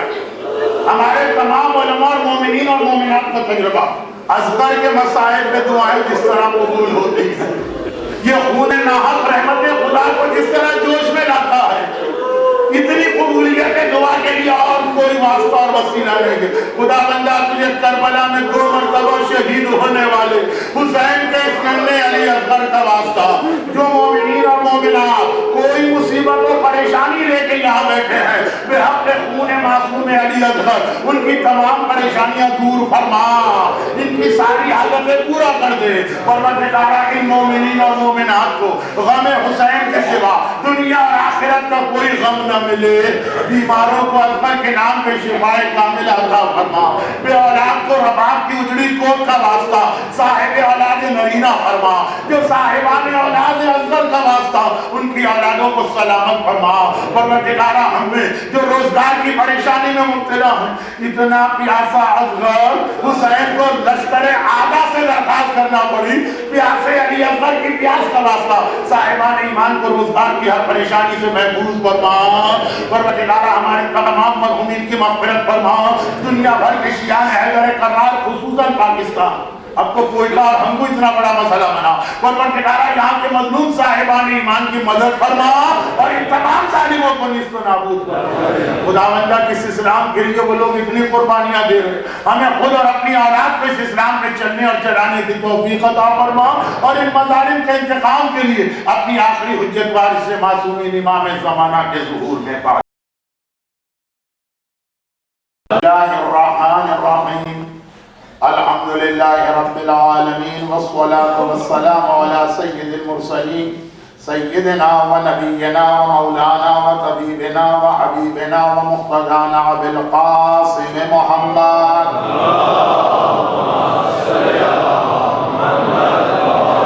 وآلہ وفکرتہ وأہل بیتہ الطیبین الطاہرین المعصومین المظلومین المنتجبین المیامین المکرمین، سیما لا بقیت اللہ فی الارضین وحجتہ علی العالمین، الامام المنتظر والحجت الثانی عشر، اللہم عجل فرجہ وقرب زمانہ وکسر انصارہ واہلک آداءہ ولعنت اللہ علی اعدائہم اجمعین۔ اما بعد فقد قال اللہ الحکیم فی کتابہ الکریم، بسم اللہ الرحمن الرحیم، وَيَمْحُ اللَّهُ مَا يَشَاءُ وَيَثْبُتُ وَعِندَهُ أُمُّ الْكِتَابُ وَقَالَ أَمَّنْ يُجِيبُ الْمُضْطَرَّ إِذَا دَعَاهُ وَيَكْشِفُ السُّوءَ وَقَالَ إِذَا سَأَلَكَ عِبَادِي عَنِّي فَإِنِّي قَرِيبٌ أُجِيبُ دَعْوَةَ الدَّاعِ إِذَا دَعَانِ فَلْيَسْتَجِيبُوا لِي وَلْيُؤْمِنُوا بِي لَعَلَّهُمْ يُرْشَدُونَ۔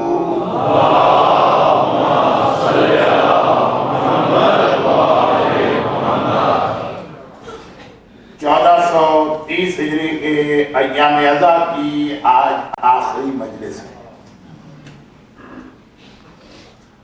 انشاءاللہ کل رات کی گفتگو، آنے والے کل کی گفتگو جشن کے حوالے سے ہے، تو یہ آخری مجلس ہے، اور آخری مجلس کا مقصد یہ ہے کہ پہلی محرم سے لے کے آج تک اگرچہ ہم نے مسلسل آقا حسین اور کربلا والوں کا ماتم کیا، لیکن ابھی بھی یہ محسوس ہو رہا ہے کہ حق ماتم ادا نہیں ہے، تو آج کی رات زیادہ سے زیادہ ماتم کرنے کی رات ہے، اس لیے میرا بیان مختصر رہے گا، اور اس مختصر بیان کی وجہ سے اگر کچھ باتیں جو مجالس کی شکل میں آنا تھی وہ نہ آ سکی، تو کل کی محفل میں اگرچہ خاص طور پر نبی کی محفل کا ایک خاص ایٹماسفیئر ہوتا، لیکن یہ مجلسی باتیں کل کی محفل میں مجبوراً بیان کرنا پڑے۔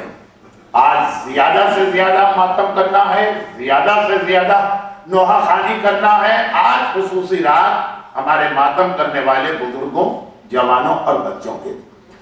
اچھا یہ عرض کر دوں کہ 1430 ہجری کے باب الحوائج کے اس آخری عشرے کا عنوان دعا نہیں تھا، لیکن کریڈٹ کرنٹ کی وجہ سے خصوصاً اور آخری زمانہ بہت قریب ہونے کی وجہ سے مومنین کرام کے اتنے مسائل، پریشانیاں، مشکلات کہ خود بخود ہماری تقاریر اپنے اصل ٹریک سے ہٹ کے دعا کے عنوان پہ آگے بڑھ گئی، اور پہلی رات شب جمعہ تھی، گزشتہ شب جمعہ، یہ آخری عشرے کی پہلی رات۔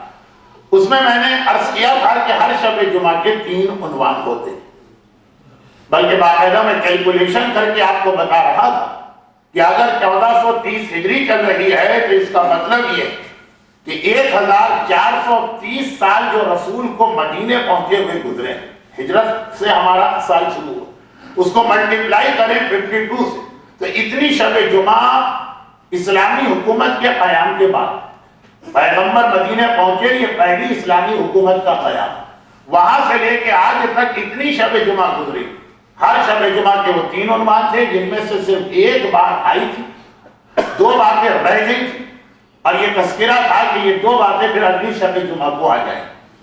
دوران تقاریر ایک جملہ یہ آیا کہ 3 چیزیں ایسی ہیں جن میں اتنی طاقت ہے کہ وہ اللہ کے لکھے ہوئے کو بھی بدل سکتی، جو اعلان اللہ نے کیا بھی کہ یمحو اللہ ما یشاء ویثبت، جو اللہ نے لکھ دیا تقدیر کے اندر، اس میں سے جسے چاہے اللہ باقی رکھتا ہے، جسے چاہے اللہ محو کر دیتا ہے، ڈیلیٹ کر دیتا ہے، مٹا دیتا ہے۔ مگر اللہ یہ کرتا کیوں ہے؟ 3 ایسی چیزیں ہم کو دی گئی کہ جن کی مدد سے ہم اللہ کے لکھے ہوئے کتاب تقدیر، بک اور فیٹ میں چینج لا سکتے ہیں۔ ان میں سے بھی اب تک ایک ہی بات آئی ہے، شب جمعہ کے 3 پیغام ہیں، اب تک ایک آئی، دوران ہفتہ، پھر اس کے بعد جو جمعہ اور ہفتہ اور اتوار اور پیر کی مجلسیں آئیں، اس میں تقدیر بدلنے والی چیزوں میں سے بھی 3 میں سے ایک آئی۔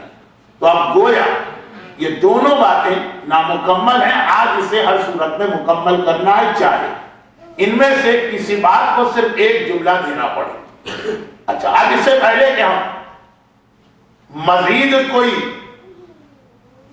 اپنے بیان کو آگے بڑھائیں، ایک آخری اعلان اور سنی، اور وہ یہ کہ جب یہ پورا اشراحی دعا کا ہو گئے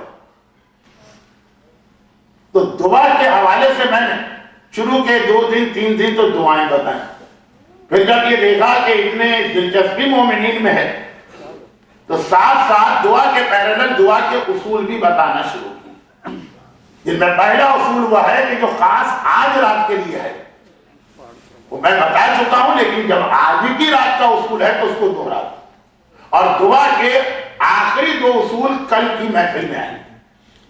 یاد رکھیے کہ عید الضحیٰ بھی ہماری ایک دعا، جس کا تھوڑا سا ذکر آج شروع ہوگا، مکمل کل ہوگا۔ تو دعا، مومنین کرام کو دعا کے اصول نہیں چاہیے، مولانا ہم کو دعا بتائیے، لیکن جب آپ دعا سننے آئے ہی ہیں تو میں نے موقع سے فائدہ اٹھا کر دعا کی کچھ اصول بتائے، جن میں مثلاً کل یہ اصول آیا کہ صبر بھی کرنا ہوگا، ایک اصول یہ آیا کہ کبھی دعا کے بعد بھی مایوسی رہے گی، مگر یہ سمجھ کر کہ مرضی دے کے اگر اپنی جان بچا رہے، جو کل کا ایک اصول تھا۔ اور بالکل شروع میں پہلا اصول یہ تھا کہ بھائی دعا ون وے ٹریفک کا نام نہیں،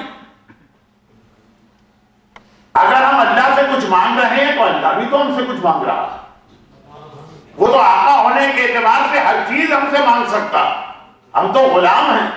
جب ہم غلام ہو کے کہتے خدا بندہ یہ کر دے یہ کر دے یہ کر دے، تو جب آقا ہو کے حکم دے کہ تمہیں بھی تو یہ کرنا ہے یہ کرنا ہے یہ کرنا، اس وقت اپنے کان کیوں بند کر دو؟ یہ اصول وَلَوْ أَنَّ أَهْلَ الْقُرَىٰ آمَنُوا وَاتَّقَوْا لَفَتَحْنَا عَلَيْهِمْ بَرَكَاتٍ مِّنَ السَّمَاءِ وَالْأَرْضِ، اگر تقوی اختیار کرو تو زمین و آسمان کی برکتوں کے دروازے کھل جائیں۔ یہ آیت کہ میں تلاوت کر چکا ہوں، آج سورہ بقرہ کی آیت یہی پیغام دے رہی۔ اِذَا سَأَلَكَ عِبَادِي عَنِّي، حضرت علامہ رشید ترابی علی اللہ مقامہ کی جس آڈیو والی تقریر کا، جو اصل میں ریڈیو پاکستان کی شان غریبہ کی مجلس تھی، میں نے شروع میں بہت تفصیلی ریفرنس دیا دعا کے عنوان، وہ مجلس سرنامے کی آیت یہی سورہ بقرہ کی آیت ہے، روزے کے بیچ میں آئی۔ ایک آیت میں نے تلاوت کی تھی جو حج کے بیچ کی آیت ہے، ربنا آتنا فی الدنیا حسنہ وفی الآخرۃ حسنہ، یہ آیت روزے کے بیچ کی آیت، مکمل پیغام۔ اذا سألک عبادی عنی، معصوم کا جملہ ہے کہ اس آیت میں یہ غور کرو کہ اللہ بار بار لفظ میں استعمال کر رہا، اذا سالک عبادی عنی، جب میرا بندہ مجھ سے مانگتا، فإنی قریب، تو وہ یہ یاد رکھے کہ سب سے زیادہ اس کے قریب ہوں میں، اجیب دعوت الداع اذا دعان، جو مجھے پکارتا ہے میں اس کو جواب دیتا ہوں۔ لیکن اب دیکھیں، لیکن فَلْيَسْتَجِیبُوا لِی، لیکن انہیں بھی تو چاہیے کہ میری آواز پر لبیک ہے، خالی میں ہی ان کی آواز پر لبیک کہ ہاں کہتا ہوں اور وہ میری کسی آواز کے اوپر جواب نہ دے۔ فَلْيَسْتَجِیبُوا لِی، دیکھیں یہ بھی خدا کا احسان ہے کہ غلام کو پہلے رکھا، اپنے آپ کو بعد میں رکھا۔ اصولاً کہنا چاہیے پہلے میری آواز کا جواب دو پھر میں تمہاری آواز کا جواب دوں، نہیں۔ وَإِنِّي قَرِيبٌ أُجِيبُ دَعْوَةَ الدَّاعِ إِذَا دَعَانِ، جب کوئی بندہ پکارتا ہے تو میں اس کے قریب اس کو جواب دیتا ہوں، بس اسے چاہیے، پہلے میں جواب دیتا ہوں بس اسے چاہیے کہ فَلْيَسْتَجِیبُوا لِی، وہ میری آواز پر لبیک ہے، وہ مجھے بھی جواب ہو۔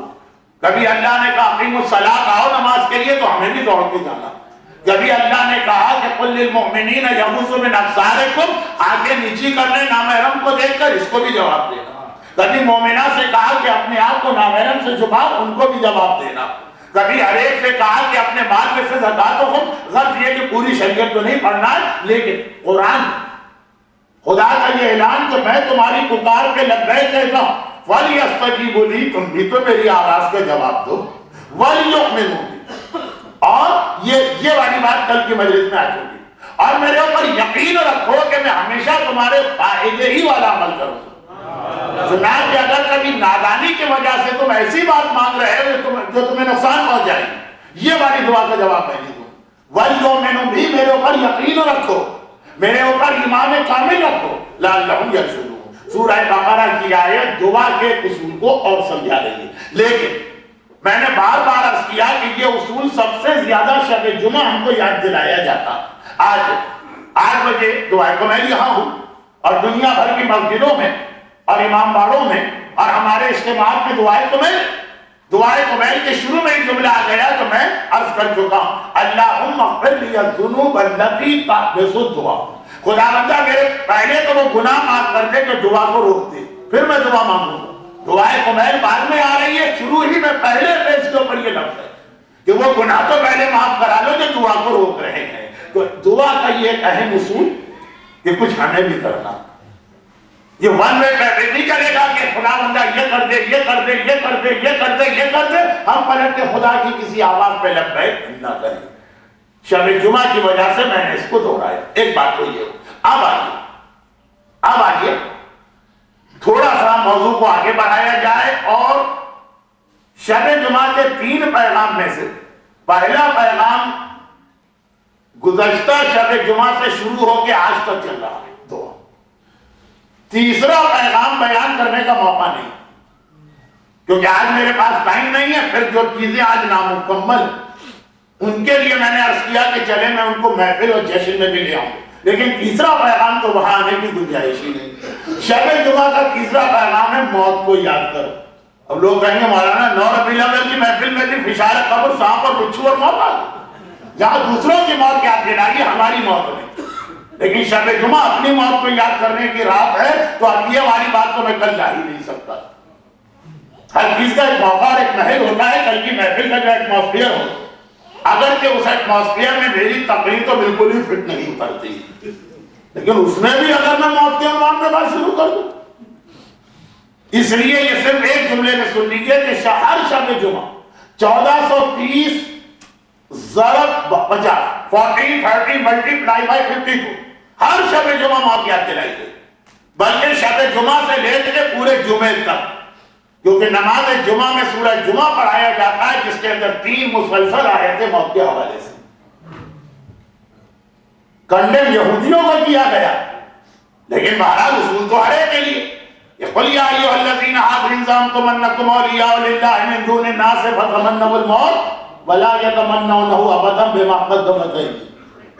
اے یہودیوں، اگر تمہارا خیال ہے تم اللہ سے محبت کرتے ہو تو موت کی تمنا کرو، ہمارا یہی خیال ہے کہ ہم اللہ سے محبت کرتے، اور قرآن نے ابھی ان سے کہا، ابھی ان کے ریپلائی کا انتظار بھی نہیں کیا اور خود ہی جواب دے دیا کہ وَلَا يَتَمَنَّوْنَهُ أَبَدًا، لیکن تم موت کی تمنا کرو گے، کیوں؟ بِمَا قَدَّمَتْ أَيْدِيهِمْ، اپنے کرتوت اور اعمال کی وجہ سے۔ موت سے گھبرانے کی وجہ بھی قرآن نے بتایا. اعمال میں خرابی ہوتی ہے تو آدمی موت سے ڈرتا. شب جمعہ کا دوسرا بہت اہم لیکن اتنا ہی مختصر پیغام ہے. اگرچہ آج جس امام معصوم کی ولادت کی شہادت کی رات، اس امام معصوم کی زندگی کا پہلا واقعہ موت سے ملے گا. خود اس امام معصوم کی جس کے لیے آج آپ جمع ہوئے. آج ہمیں 12ویں امام کو ان کے والد کا پرسہ دینا ہے، 11ویں امام کا ماتم کرنا ہے. 11ویں امام کا پہلا انٹروڈکشن جو ہسٹری میں آ رہا، سب سے پہلا واقعہ جو 11ویں امام کا آیا، ولادت کے موقع کی روایت نہیں، شیر خارجی کے زمانے کی روایت نہیں. دیکھیں باقی معصومین کسی کی ولادت کا واقعہ کتابوں میں جیسے خود زمانے کے امام، کسی کے بچپنے کے سارے حالات ہیں جیسے حسن. 11ویں امام کا پہلا ہی واقعہ جو آتا وہ موت کے بارے میں. لیکن پھر بھی 11ویں امام ہی کی مجلس میں بھی موت کا زیادہ تذکرہ کر دینا ذرا مومنین کا ایک بڑا ٹیسٹ ہو جائے گا. بہلول دانا سامرہ کی گلیوں سے گزر رہے ہیں، دیکھا کہ بچے کھیل رہے ہیں اور ایک بچہ ان سے الگ کونے میں کھڑا. اب بہلول دانا کون سامرہ کی گلیوں میں کیوں آئے، یہ پورے موضوعات ہیں. آپ کہیں گے یہ کیا سوال بنا، کیوں آئے ہوں گے گھومنے؟ نہیں، بہت بڑا مشن لے کے آئے. لیکن یہ ساری باتیں چھوڑ دیجئے. ویسے ہی آج کی رات میں عرض کر چکا ہوں کہ ماتم کرنے والوں کے لیے خلاصہ یہ دیکھا بچے کھیل رہے ہیں، ایک بچہ الگ کھڑا. قریب کر اور کہا میاں صاحبزادے تم دوسرے بچوں کے ساتھ کھیلنے کیوں شریک نہیں ہوتے؟ جواب کیا دیا؟ خود بہلول نے پہلے ایک اندازہ لگایا، کہا شاید تمہارے پاس کچھ کھلونا نہیں ہے، کھیلنے کی چیز نہیں تو میں تمہیں دے دیتا ہوں. اس بچے نے چہرہ اٹھا کے کہا کہ اللہ نے ہمیں کھیلنے کے لیے پیدا ہی نہیں کیا. چونک کے دیکھا بہلول نے جس بچے کی زبان میں یہ جملہ آیا عمر کے اعتبار سے. مجھے لگ رہا ہے کہ مومنین باہر بیٹھنے لگے ہیں اور ابھی یہاں خاصی جگہ ہے. تو یہ کہ آج دن میں نے آپ کو زحمت نہیں دی، لیکن آج ایک مرتبہ کہ جتنا ادھر بھی جگہ ہے ادھر بھی جگہ ہے، جتنا آپ آگے آ سکتے ہو آگے آ جائیے تاکہ مجھے بھی بعد میں تکلیف نہ ہو اور آنے والوں کو بھی زحمت نہ ہو. اور آواز بلند درود بھیجو محمد والے.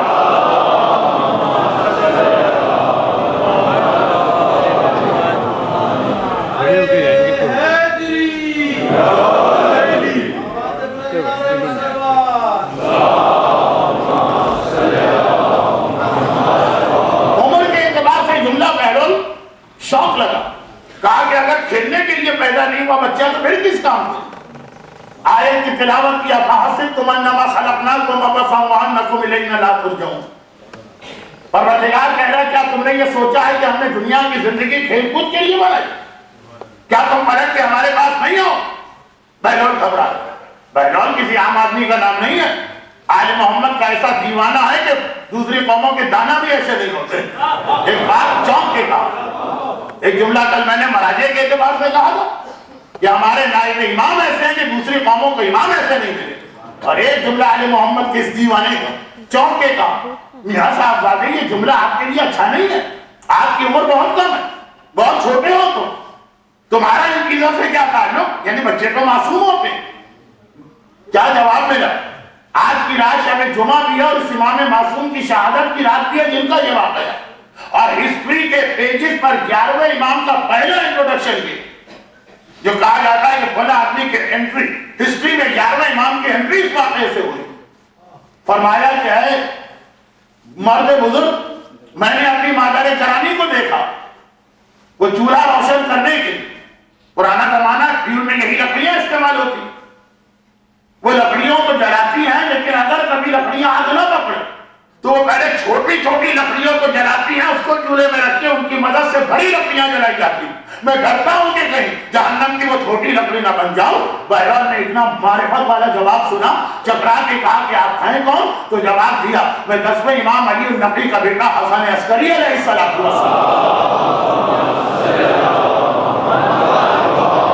شاعر حضرات بیٹھے ہیں، معاذمہ انیس و دبیر میں شبلی نے جو دبیر پہ اعتراض کیا وہ پلٹ کے مجھ پہ نہ آ جائے. میں نے اپنے الفاظ میں کہا، امام نے تو کہا کہ حسن ابن علی ابن محمد ابن علی ابن موسیٰ ابن جعفر، لیکن مقصد یہی اپنا تعارف اس طرح کہ میں 11واں امام. یہ پہلی انٹری ہے جس میں امام آتش جہنم یاد دلا رہے ہیں، نعوذ باللہ اپنے لیے نہیں. وہ معصوم ابن معصوم ابن معصوم ابن معصوم ابن معصوم ابن معصوم ابن معصومہ، جن کے نام اگر پانی پہ پڑھ کے پاگل کو پلا دے تو وہ صاحب عقل ہو جاتا ہے، مردے کے اوپر لکھے تو وہ زندہ ہو جاتا ہے۔ یہ روایتیں آ چکی ہیں، یہ پورے عشرے کی روایتیں، لیکن یہ ہمیں اور آپ کے لیے کہ دیکھو تمہارا امام اس بچپنے کے اندر، امام تو ویسے ہی معصوم ہے اور بچوں کو بھی معصوم کہا جاتا ہے، آتش جہنم سے اتنا ڈر رہا اور تم شب جمعہ بھی موت کا 2 منٹ کا ذکر سننے کو تیار نہیں ہوتے۔ لیکن بس قسمت ہی ہے کہ آج میرے پاس وقت نہیں ہے، ورنہ آپ ذکر سننے کو تیار ہوتے کہ نہ ہوتے، میں تو ذکر سنانے کو تیار تھا، لیکن اتنا کافی، انشاءاللہ زندہ رہا تو اور کئی شب جمعہ آپ کی خدمت کا موقع ملے۔ البتہ صرف ایک بات میں عرض کروں، یہ امام معصوم کے گھرانے کے بچے، خود امام معصوم، ان کے یہاں کھیل کود کا کوئی خانہ نہیں ہوتا، لیکن امام جو اپنے لیے کرتے وہ ہم سے نہیں چاہتے۔ دنیا بھر کے اندر حکمران خود ہر عیاشی کرتے ہیں، رعایا سے کہتے قربانی، یاد محمد ہے کہ خود ہر قربانی دیتے، ہمیں میکسیمم جو لگژریز ہے لائف کی وہ دیتے ہیں، انجوائے کرو زندگی، مگر پھر بھی ایک لائن ڈرا کر دیتے کہ اس کو کراس نہیں کرنا۔ یہاں کے اس دور اور اس ماحول ٹھیک ہے، دنیا کے باقی علاقوں کے مقابلے میں کینیڈا بہت بہتر، لیکن ہے تو وہی دلدل کے جس میں اگر آپ نے پیر رکھ دی اور ذرا بھی غافل ہوئے تو ڈوبتے چلے جائیں۔ یاد رکھیے کہ ہماری یہ مسجدیں، ہمارے یہ امام باڑے، میں اکثر کہتا ہوں یہ گناہوں کا ایک دریا ہے، پیسیفک یا اٹلانٹک اوشین گناہوں کا ہے، جس کے اندر یہ واحد ہے جہاں پہ ہم اور ہمارے بچے اپنا دین اور ایمان سلامت رکھتے ہیں۔ اور آج کے اس دور کے اندر جہاں اتنا زیادہ بچوں کو عادی بنا دیا گیا، کوئی ڈسکو کا دیوانہ ہے، کوئی کیسینو جا رہا، کوئی مس گیدرنگ میں جا رہا، کوئی میوزک پارٹی اٹینڈ کر رہا، کوئی کرسمس پارٹی میں جا رہا، کوئی خالی ایسے ہی حلال صحیح مگر ایسی تفریحات میں لگا کہ اس کو وہ حرام کے راستے پہ لے جائے۔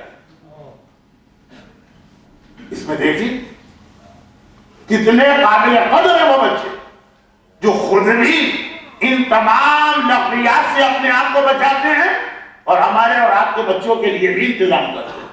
دیکھیں بچے کو کچھ نہیں چاہیے، انکریجمنٹ چاہیے۔ اب ابھی میں نے اعلان سنا اور 3 دن سے سن رہا ہوں کہ باب الحوائج کی یوتھ کمیٹی نے کل بچوں کا ایک کمپٹیشن رکھا۔ ان کی تقاریر کو آپ علامہ رشید ترابی کے انداز سے تو جج نہیں کریں، جو بھی کہیں گے، لیکن 1 گھنٹہ ان بچوں کا دنیا کی نقلیات کو چھوڑ کے یہاں آنا، آپ یاد رکھیں یہ بہت بڑی قربانی ہے۔ ہم اور آپ کو کیا کر سکتے ہیں، ان کو انکریج تو کر سکتے ہیں، شریک ہوئیے گا اس کے اندر۔ چاہے جب میری مجلس شروع اعوذ باللہ من الشیطان اٹھ کے چلے جائیے، اسے تھوڑا پہلے جائیے گا، ورنہ شیطان کا لفظ سن کے آپ جائیں گے تو کچھ اور دھوکہ ہو سکتا۔ تو خلاصہ یہ بچے انکریجمنٹ چاہتے ہیں۔ یہ ہمارے یوتھ سے جنہوں نے یہ پروگرام بنایا وہ بھی دوسروں کی طرح سے میوزک کے اندر اور آئی پاڈ کے اندر اور MP3 کے اندر اور مکس گیدرنگ کے اندر اور اسکول اور کالج کی پارٹی میں کر سکتے۔ خیر یہ بات تو آگے 11ویں امام کے بچپنے کا پہلا واقعہ ہے، لیکن اصل یہ جملہ بھی اس لیے آیا کہ موت، ہر شب جمعہ کا دوسرا پیغام موت ہے۔ آج اگر پوری بات نہ ہو سکے تو سال میں باقی 51 شب جمعہ اور ہر شب جمعہ کا تیسرا پیغام، یہ بہت اہم۔ اور یہ تیسرا میں نے اس لیے کہہ دیا کہ میں موت کو ایک جملے کے اندر کمپلیٹ کرنا چاہتا تھا، ورنہ اصل میں یہ دوسرا پیغام ہے جو دعا سے ملا۔ اصل چیز ہے دعا، مگر دعاؤں کے حوالے سے ایک بات میں عرض کر رہا ہوں۔ کسی نے کہا مولانا آج کل آپ نے بہت ساری دعائیں پڑھی، کسی کا سوال تھا، لیکن بہرحال اس زمانے میں سب سے بڑا مسئلہ پھر بھی لوگوں کے رزق کا ہی مسئلہ ہے۔ وہ ساری دعائیں اپنی جگہ ہے، جس کا پرابلم ہے اس کو اپنا پرابلم بہت بڑا لگتا ہے، لیکن الٹیمیٹلی کریڈٹ کرنٹ کا زمانہ، تو رزق کے حوالے سے کوئی ایسی مختصر دعا بتا دی وہ انشاءاللہ کل ہے، کیونکہ اس کا بہت گہرا تعلق کل کی محفل سے۔ بس وہ آخری دعا ہے، پرسوں صبح کی میری روانگی ہے یہاں سے، کل جاتے جاتے بہت اہم دعا کل بتا رہا ہوں۔ ایک دعا کے 2 اصول اور پھر کل کا جیسے۔ مگر یہ تو کریڈٹ کرنٹ کا زمانہ ہے، اس لیے کہا لوگوں نے کہ مولانا صحت کا مسئلہ اپنی جگہ، اولاد کا مسئلہ اپنی جگہ، شادی کا مسئلہ اپنی جگہ، اصل مسئلہ اس وقت رزق کا۔ کریڈٹ کرنچ کی وجہ سے. لیکن یہ یاد رکھیں کہ مومن جب تک زندہ مسلسل اس کے لیے پریشانی آتی رہی.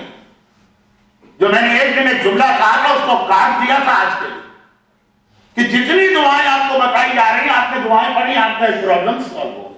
تو یہ نہیں کہ راحت اور آرام وہ جو بچوں کی کہانیوں میں ہے کہ اس کے بعد وہ پھر زندگی بھر ایسی خوشی رہے، وہ نہیں. ابھی بڑی مشکل سے پرابلم آپ نے سالو کرایا، 10-12 دن گزریں گے دوسرا پرابلم آ جائے، پھر تھوڑا عرصہ آرام تو گزرے گا، پھر ایک بڑا پرابلم آئے گا، پھر آپ کے 6 مہینے اس میں لگے. مسئلہ حل نہیں ہوگا. ایک پرابلم سالو کرائیں گے دوسرا سالو کرائیں گے تیسرا. اور روایتوں میں ہے کہ یہ مسئلہ مومن کے لیے آخری زمانے میں بہت بڑا ہو جائے گا. آخری زمانے کی 10 نشانیاں ایک حدیث میں آئی، اس میں سے 9ویں اور 10ویں چیز پڑھنا ہے. لیکن 9ویں اور 10ویں چیز پڑھنے کے لیے جلدی صحیح پہلی 8 باتیں پڑھنا ہو. صادق آل محمد امام جعفر صادق علیہ السلام ارشاد فرما رہے ہیں کہ آخری زمانے بالکل میرے بیٹے کے آنے سے پہلے 10 بڑی یقینی باتیں دنیا میں آئیں. نمبر 1، شراب بہت عام ہو جائے گی. لیکن ہمارے ماننے والے جب شراب پیئیں گے، یزید تو ہمیشہ ہی شراب پیتا آ رہا. پرابلم یہ ہے کہ جب امام کے چاہنے والے اور امام کے ماننے والے کے ہاتھ میں شراب کا جام آئے، امام نے کہا اور ہمارے ماننے والے شراب تو پیتے ہیں. جب ہمارے ماننے والے پہلے شراب کو حلال کریں گے پھر پیئیں. کوئی دوا کے نام پہ حلال کرے گا، کوئی انرجی کے نام پہ، انرجی ٹونک کے نام پہ حلال کرے گا. جب تک آپ لوگ کینیڈا نہیں آئے تھے پاکستان میں سنتے رہتے ویسٹرن کنٹری میں شراب بہت ضروری ہے، سردی اتنی پڑتی ہے کہ شراب میں اپنے تو مر جائے. کتنے لوگ آپ میں سے مرے شراب نہ پینے کی وجہ سے. وہاں یہ بہت آرگومنٹ ہوتی، اتنی سردی پڑتی ہے اتنی، اور لوگوں نے کینیڈا دیکھا ہی نہیں تھا، وہ انگلینڈ کی سردی تک رکے ہوئے تھے کہ جہاں 25 سال اس کو نہیں گرتی اس سردی کو اتنا مان رہے تھے کہ بغیر شراب کے نہیں رہ سکتے. لیکن آخری زمانے میں شراب کو حلال کرنے کا شوق بہت بڑھ جائے. اور جب ہمارے ماننے والے گانا سنیں گے انٹرٹینمنٹ کے نام سنتے ہمیشہ تھے، لیکن پہلے حلال کریں گے. یہ والا گانا کوئی تھوڑی حرام ہے اسلام میں، وہ والا گانا حرام. اب یہ اور وہ کے چکر میں ہم پڑے رہے، وہ تو گانا سن کے رخصت ہو گئے. امام فرماتے اور جب سود کو حلال کریں گے نفع کے نام پر کہیں گے یہ وہ والا سود کو چھوڑ لیا، تو پٹھانوں والا سود تھا جو رسول اللہ نے حرام کیا. یہ گوروں والا سود ہے، ان کو تھوڑی حرام کیا رسول اللہ. جب انسان آرگومنٹ دینے آتا ہے تو کیسے عجیب آرگومنٹ دیتا. جس وقت مدینے پہ اٹیک کرنے والے لشکر یزید کے سردار مسلم ابن مسلم، جب اس نے مدینے پہ اٹیک کیا، روضہ رسول کے اوپر شراب کا دسترخوان بچھایا، منبر رسول پہ بندر لا کے بٹھایا، مسجد نبوی میں گھوڑوں کا استبل بنایا، شہر مدینہ کے لوگوں کا خون حلال کر دیا. پیغمبر کے زمانے کی صحابیات کے یہاں 700 ناجائز بچے پیدا ہوئے اس ظلم کی وجہ سے جن لوگوں نے کی. تو کسی نے کہا کہ بھئی یہ کیا کر رہے ہیں؟ جواب دیا میں نے کوئی غلط کام نہیں کیا، میں نے وہی کیا جو قرآن میں لکھا. اللہ اتنا ظلم عظیم کا یہ قرآن میں. اور ایک ان سے ہاتھ آگے بڑھے، حسین ابن نمیر جب خانہ کعبہ میں ایسی گولہ باری کہ کعبے کی 3 دیواریں ٹوٹ کے گرے. ابراہ نے حملہ کیا تو اللہ نے کعبہ بچایا. 100 مسلمانوں نے حملہ کیا، اللہ نے ان کے حوالے کر دیا. 2 بار خانہ کعبہ ٹوٹا ہے تاریخ اسلام میں، دونوں بار مسلمانوں کے ہاتھ. تو پہلی بار جب ابن نمیر نے خانہ کعبہ کو آگ لگائی، اور یہ ایک ایسا عمل تھا کہ آپ مسلمان بھی کعبہ اٹھے. لوگوں نے کہا تم نے کیا کیا؟ کہا میں نے وہی کیا جو قرآن میں لکھا. ارے بھائی کون سے قرآن میں لکھا ہے کعبے کو جلانا جائز ہے؟ کہا قرآن میں لکھا اطیعوا اللہ واطیعوا الرسول واولی الامر منکم. اپنے حاکموں کی اطاعت کرو. میں نے حاکم کی اطاعت کی ہے، چاہے کعبہ جلتا ہے تو جل جائے، قبر رسول پہ شراب پینا پڑے تو پی لی جائے، منبر رسول پہ بندر بٹھانا پڑے تو بٹھا لی. کہا میں نے تو قرآن کے اوپر عمل کیا. اگر ڈاکٹر ذاکر نائک کو بکواس کر رہے ہیں، یہ سعودی عرب کے ٹی وی پہ مفتی اعظم نے آ کے فتویٰ دیا کہ حسین نے بیعت نہ کر کے گناہ کبیرہ کیا، واجب القتل تھے، تو کوئی تعجب کی بات نہیں. ہر ایک جسٹیفائی کرتا اپنی غلطی کو قرآن سے. بڑی مظلوم کتاب ہے قرآن. لیکن آج کی رات کا اصل موضوع رکا جا رہا ہے، باتیں اہم ہیں لیکن موضوع سے ہٹ کریں کہ جلدی پورا کرو روایت. سود کو حلال کیا جائے گا نفع کے نام پر. یہ سود کوئی تھوڑی ہے انٹرسٹ نہیں ہے، پروفٹ. مولانا اگر ہمارے پاس $1 ملین اور مکان خرید کے رینٹ پہ دے تو جائز ہے، بالکل جائز.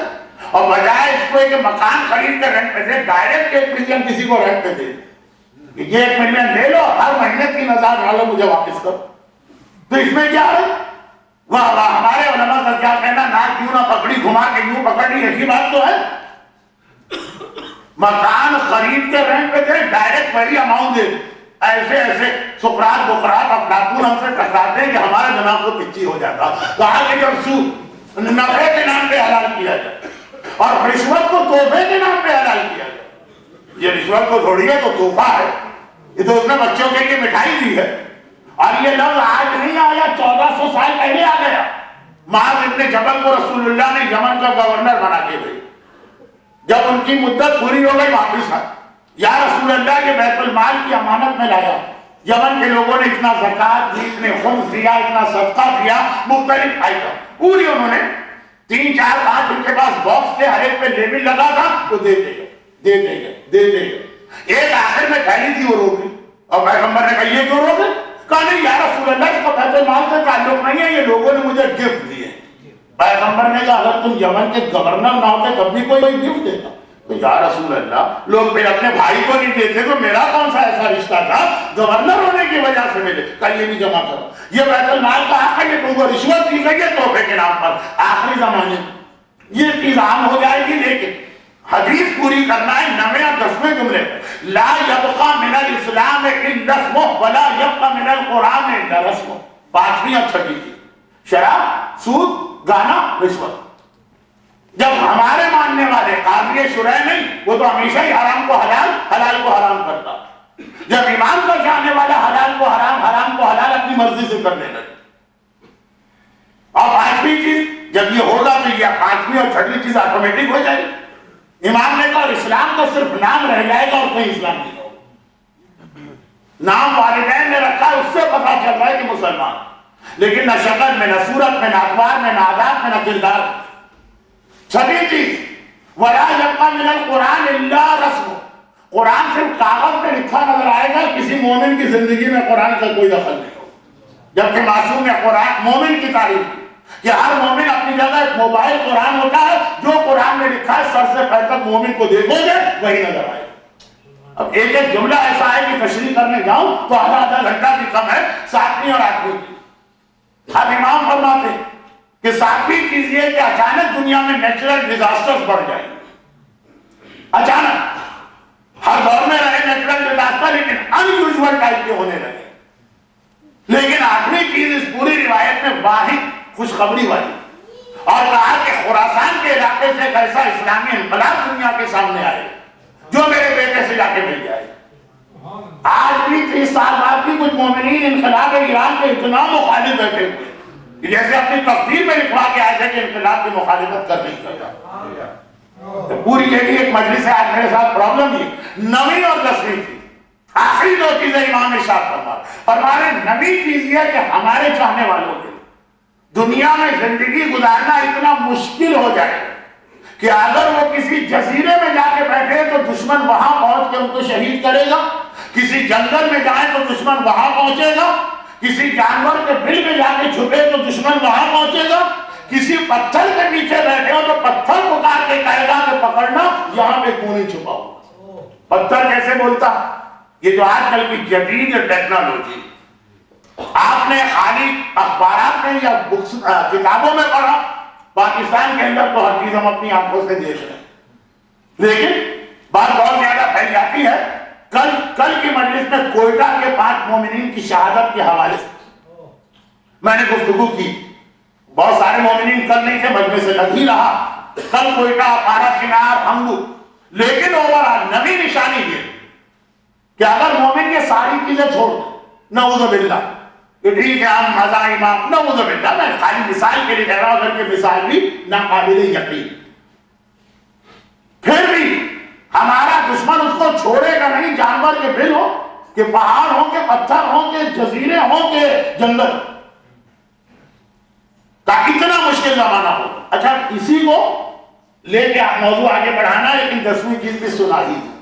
یہ نوی چیز ہے روایت میں، یہاں میری بات مکمل ہو، نوی چیز میرا موضوع، پھر بھی روایت پوری ہو جائے 10ویں چیز، اور کہا 10ویں چیز یہ، جب ایسا ماحول دشمن اس طرح سے ہمارے پیچھے پڑا کہ ہمارے نوجوانوں کا خون بہائے، ہماری عورتوں کو کنیز بنا کر ایک دوسرے کو گفٹ کرے۔ افغانستان کے اندر جس وقت زمانہ تھا، کس طرح سیدانیاں اب یہ کہ یہ کافر فرقہ ہے، اس لیے ان کی عورتیں کنیز ہیں، آج رات تمہارے پاس، کل تمہارے پاس، پرسوں تمہارے پاس، اب اس سے زیادہ کہنے سے حیا۔ اور جب بچے اس طرح محمد ہنگو کا 20 واقعہ چل رہا،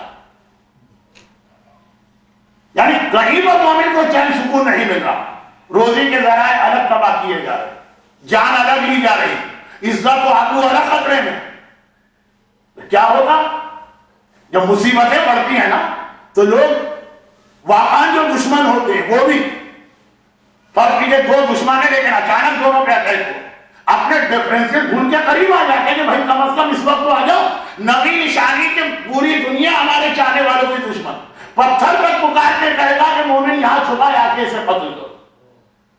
لیکن 10ویں نشانی یہ کہ جتنا دشمن ہمارے پیچھے لگا، ہم لوگ آپس میں اتنے ہی ایک دوسرے کے دشمن بنے۔ مومنین، یہ ایمان کی حدیث ہے، صاحبان ایمان پوری تاریخ میں اتنے اختلاف اور جھگڑے نہیں ہوئے جتنے آخری زمانے میں ہوں۔ دشمن کی تلوار ہماری گردن کی طرف پڑ رہی، ہم آپس میں لڑنے سے فارغ نہیں، بلکہ باقاعدہ اس میں تو اتنا لفظ آیا، بعض حدیثوں میں اس کی تشریح بھی آئی،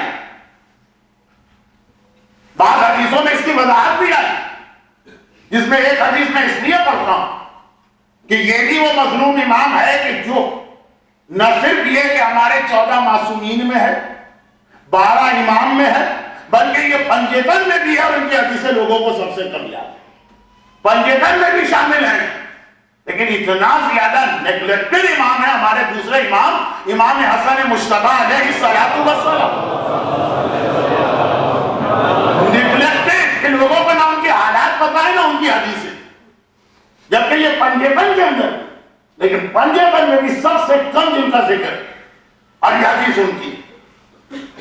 یہ یاد رکھیے گا کہ سلسلہ معصومین میں کئی محمد، ابھی آج میں ممبر پہ بیٹھ رہا تھا، ایک مومن نے نعرہ لگایا اولنا محمد اوسطنا، کئی علی، حسن صرف 2، ایک دوسرا والا ایک سیکنڈ کا، ایک علی کا بیٹا حسن ہے، ایک زمانے کے امام کا باپ حسن۔ آج جس امام کی ہم شہادت منائے، حسن مجتبی سے ان کے حالات بہت سملر، دونوں کا نام بھی حسن ہے، اور یہ اونلی حسن 2 حسن ہے سلسلہ امامت، اور دونوں کی کنیت بھی ذکی، اور ویسے بھی بہت سارے حالات قریب ہے، لیکن اب اتنا وقت نہیں رہا، ورنہ پھر وہی بات کہ آپ حضرات مجلس سننے کو تو بیٹھے گی، مگر ایام ازا کی آخری مجلس ہے، پھر ماتم کا وقت کم ہو جائے گا، تو بہت جلدی آگے بڑھتا ہوں کہ یہ امام حسن کی حدیث ہے، اور عجیب علمانوں میں کہ حسن کی بیٹی نے ہم کو یہ حدیث سنائی۔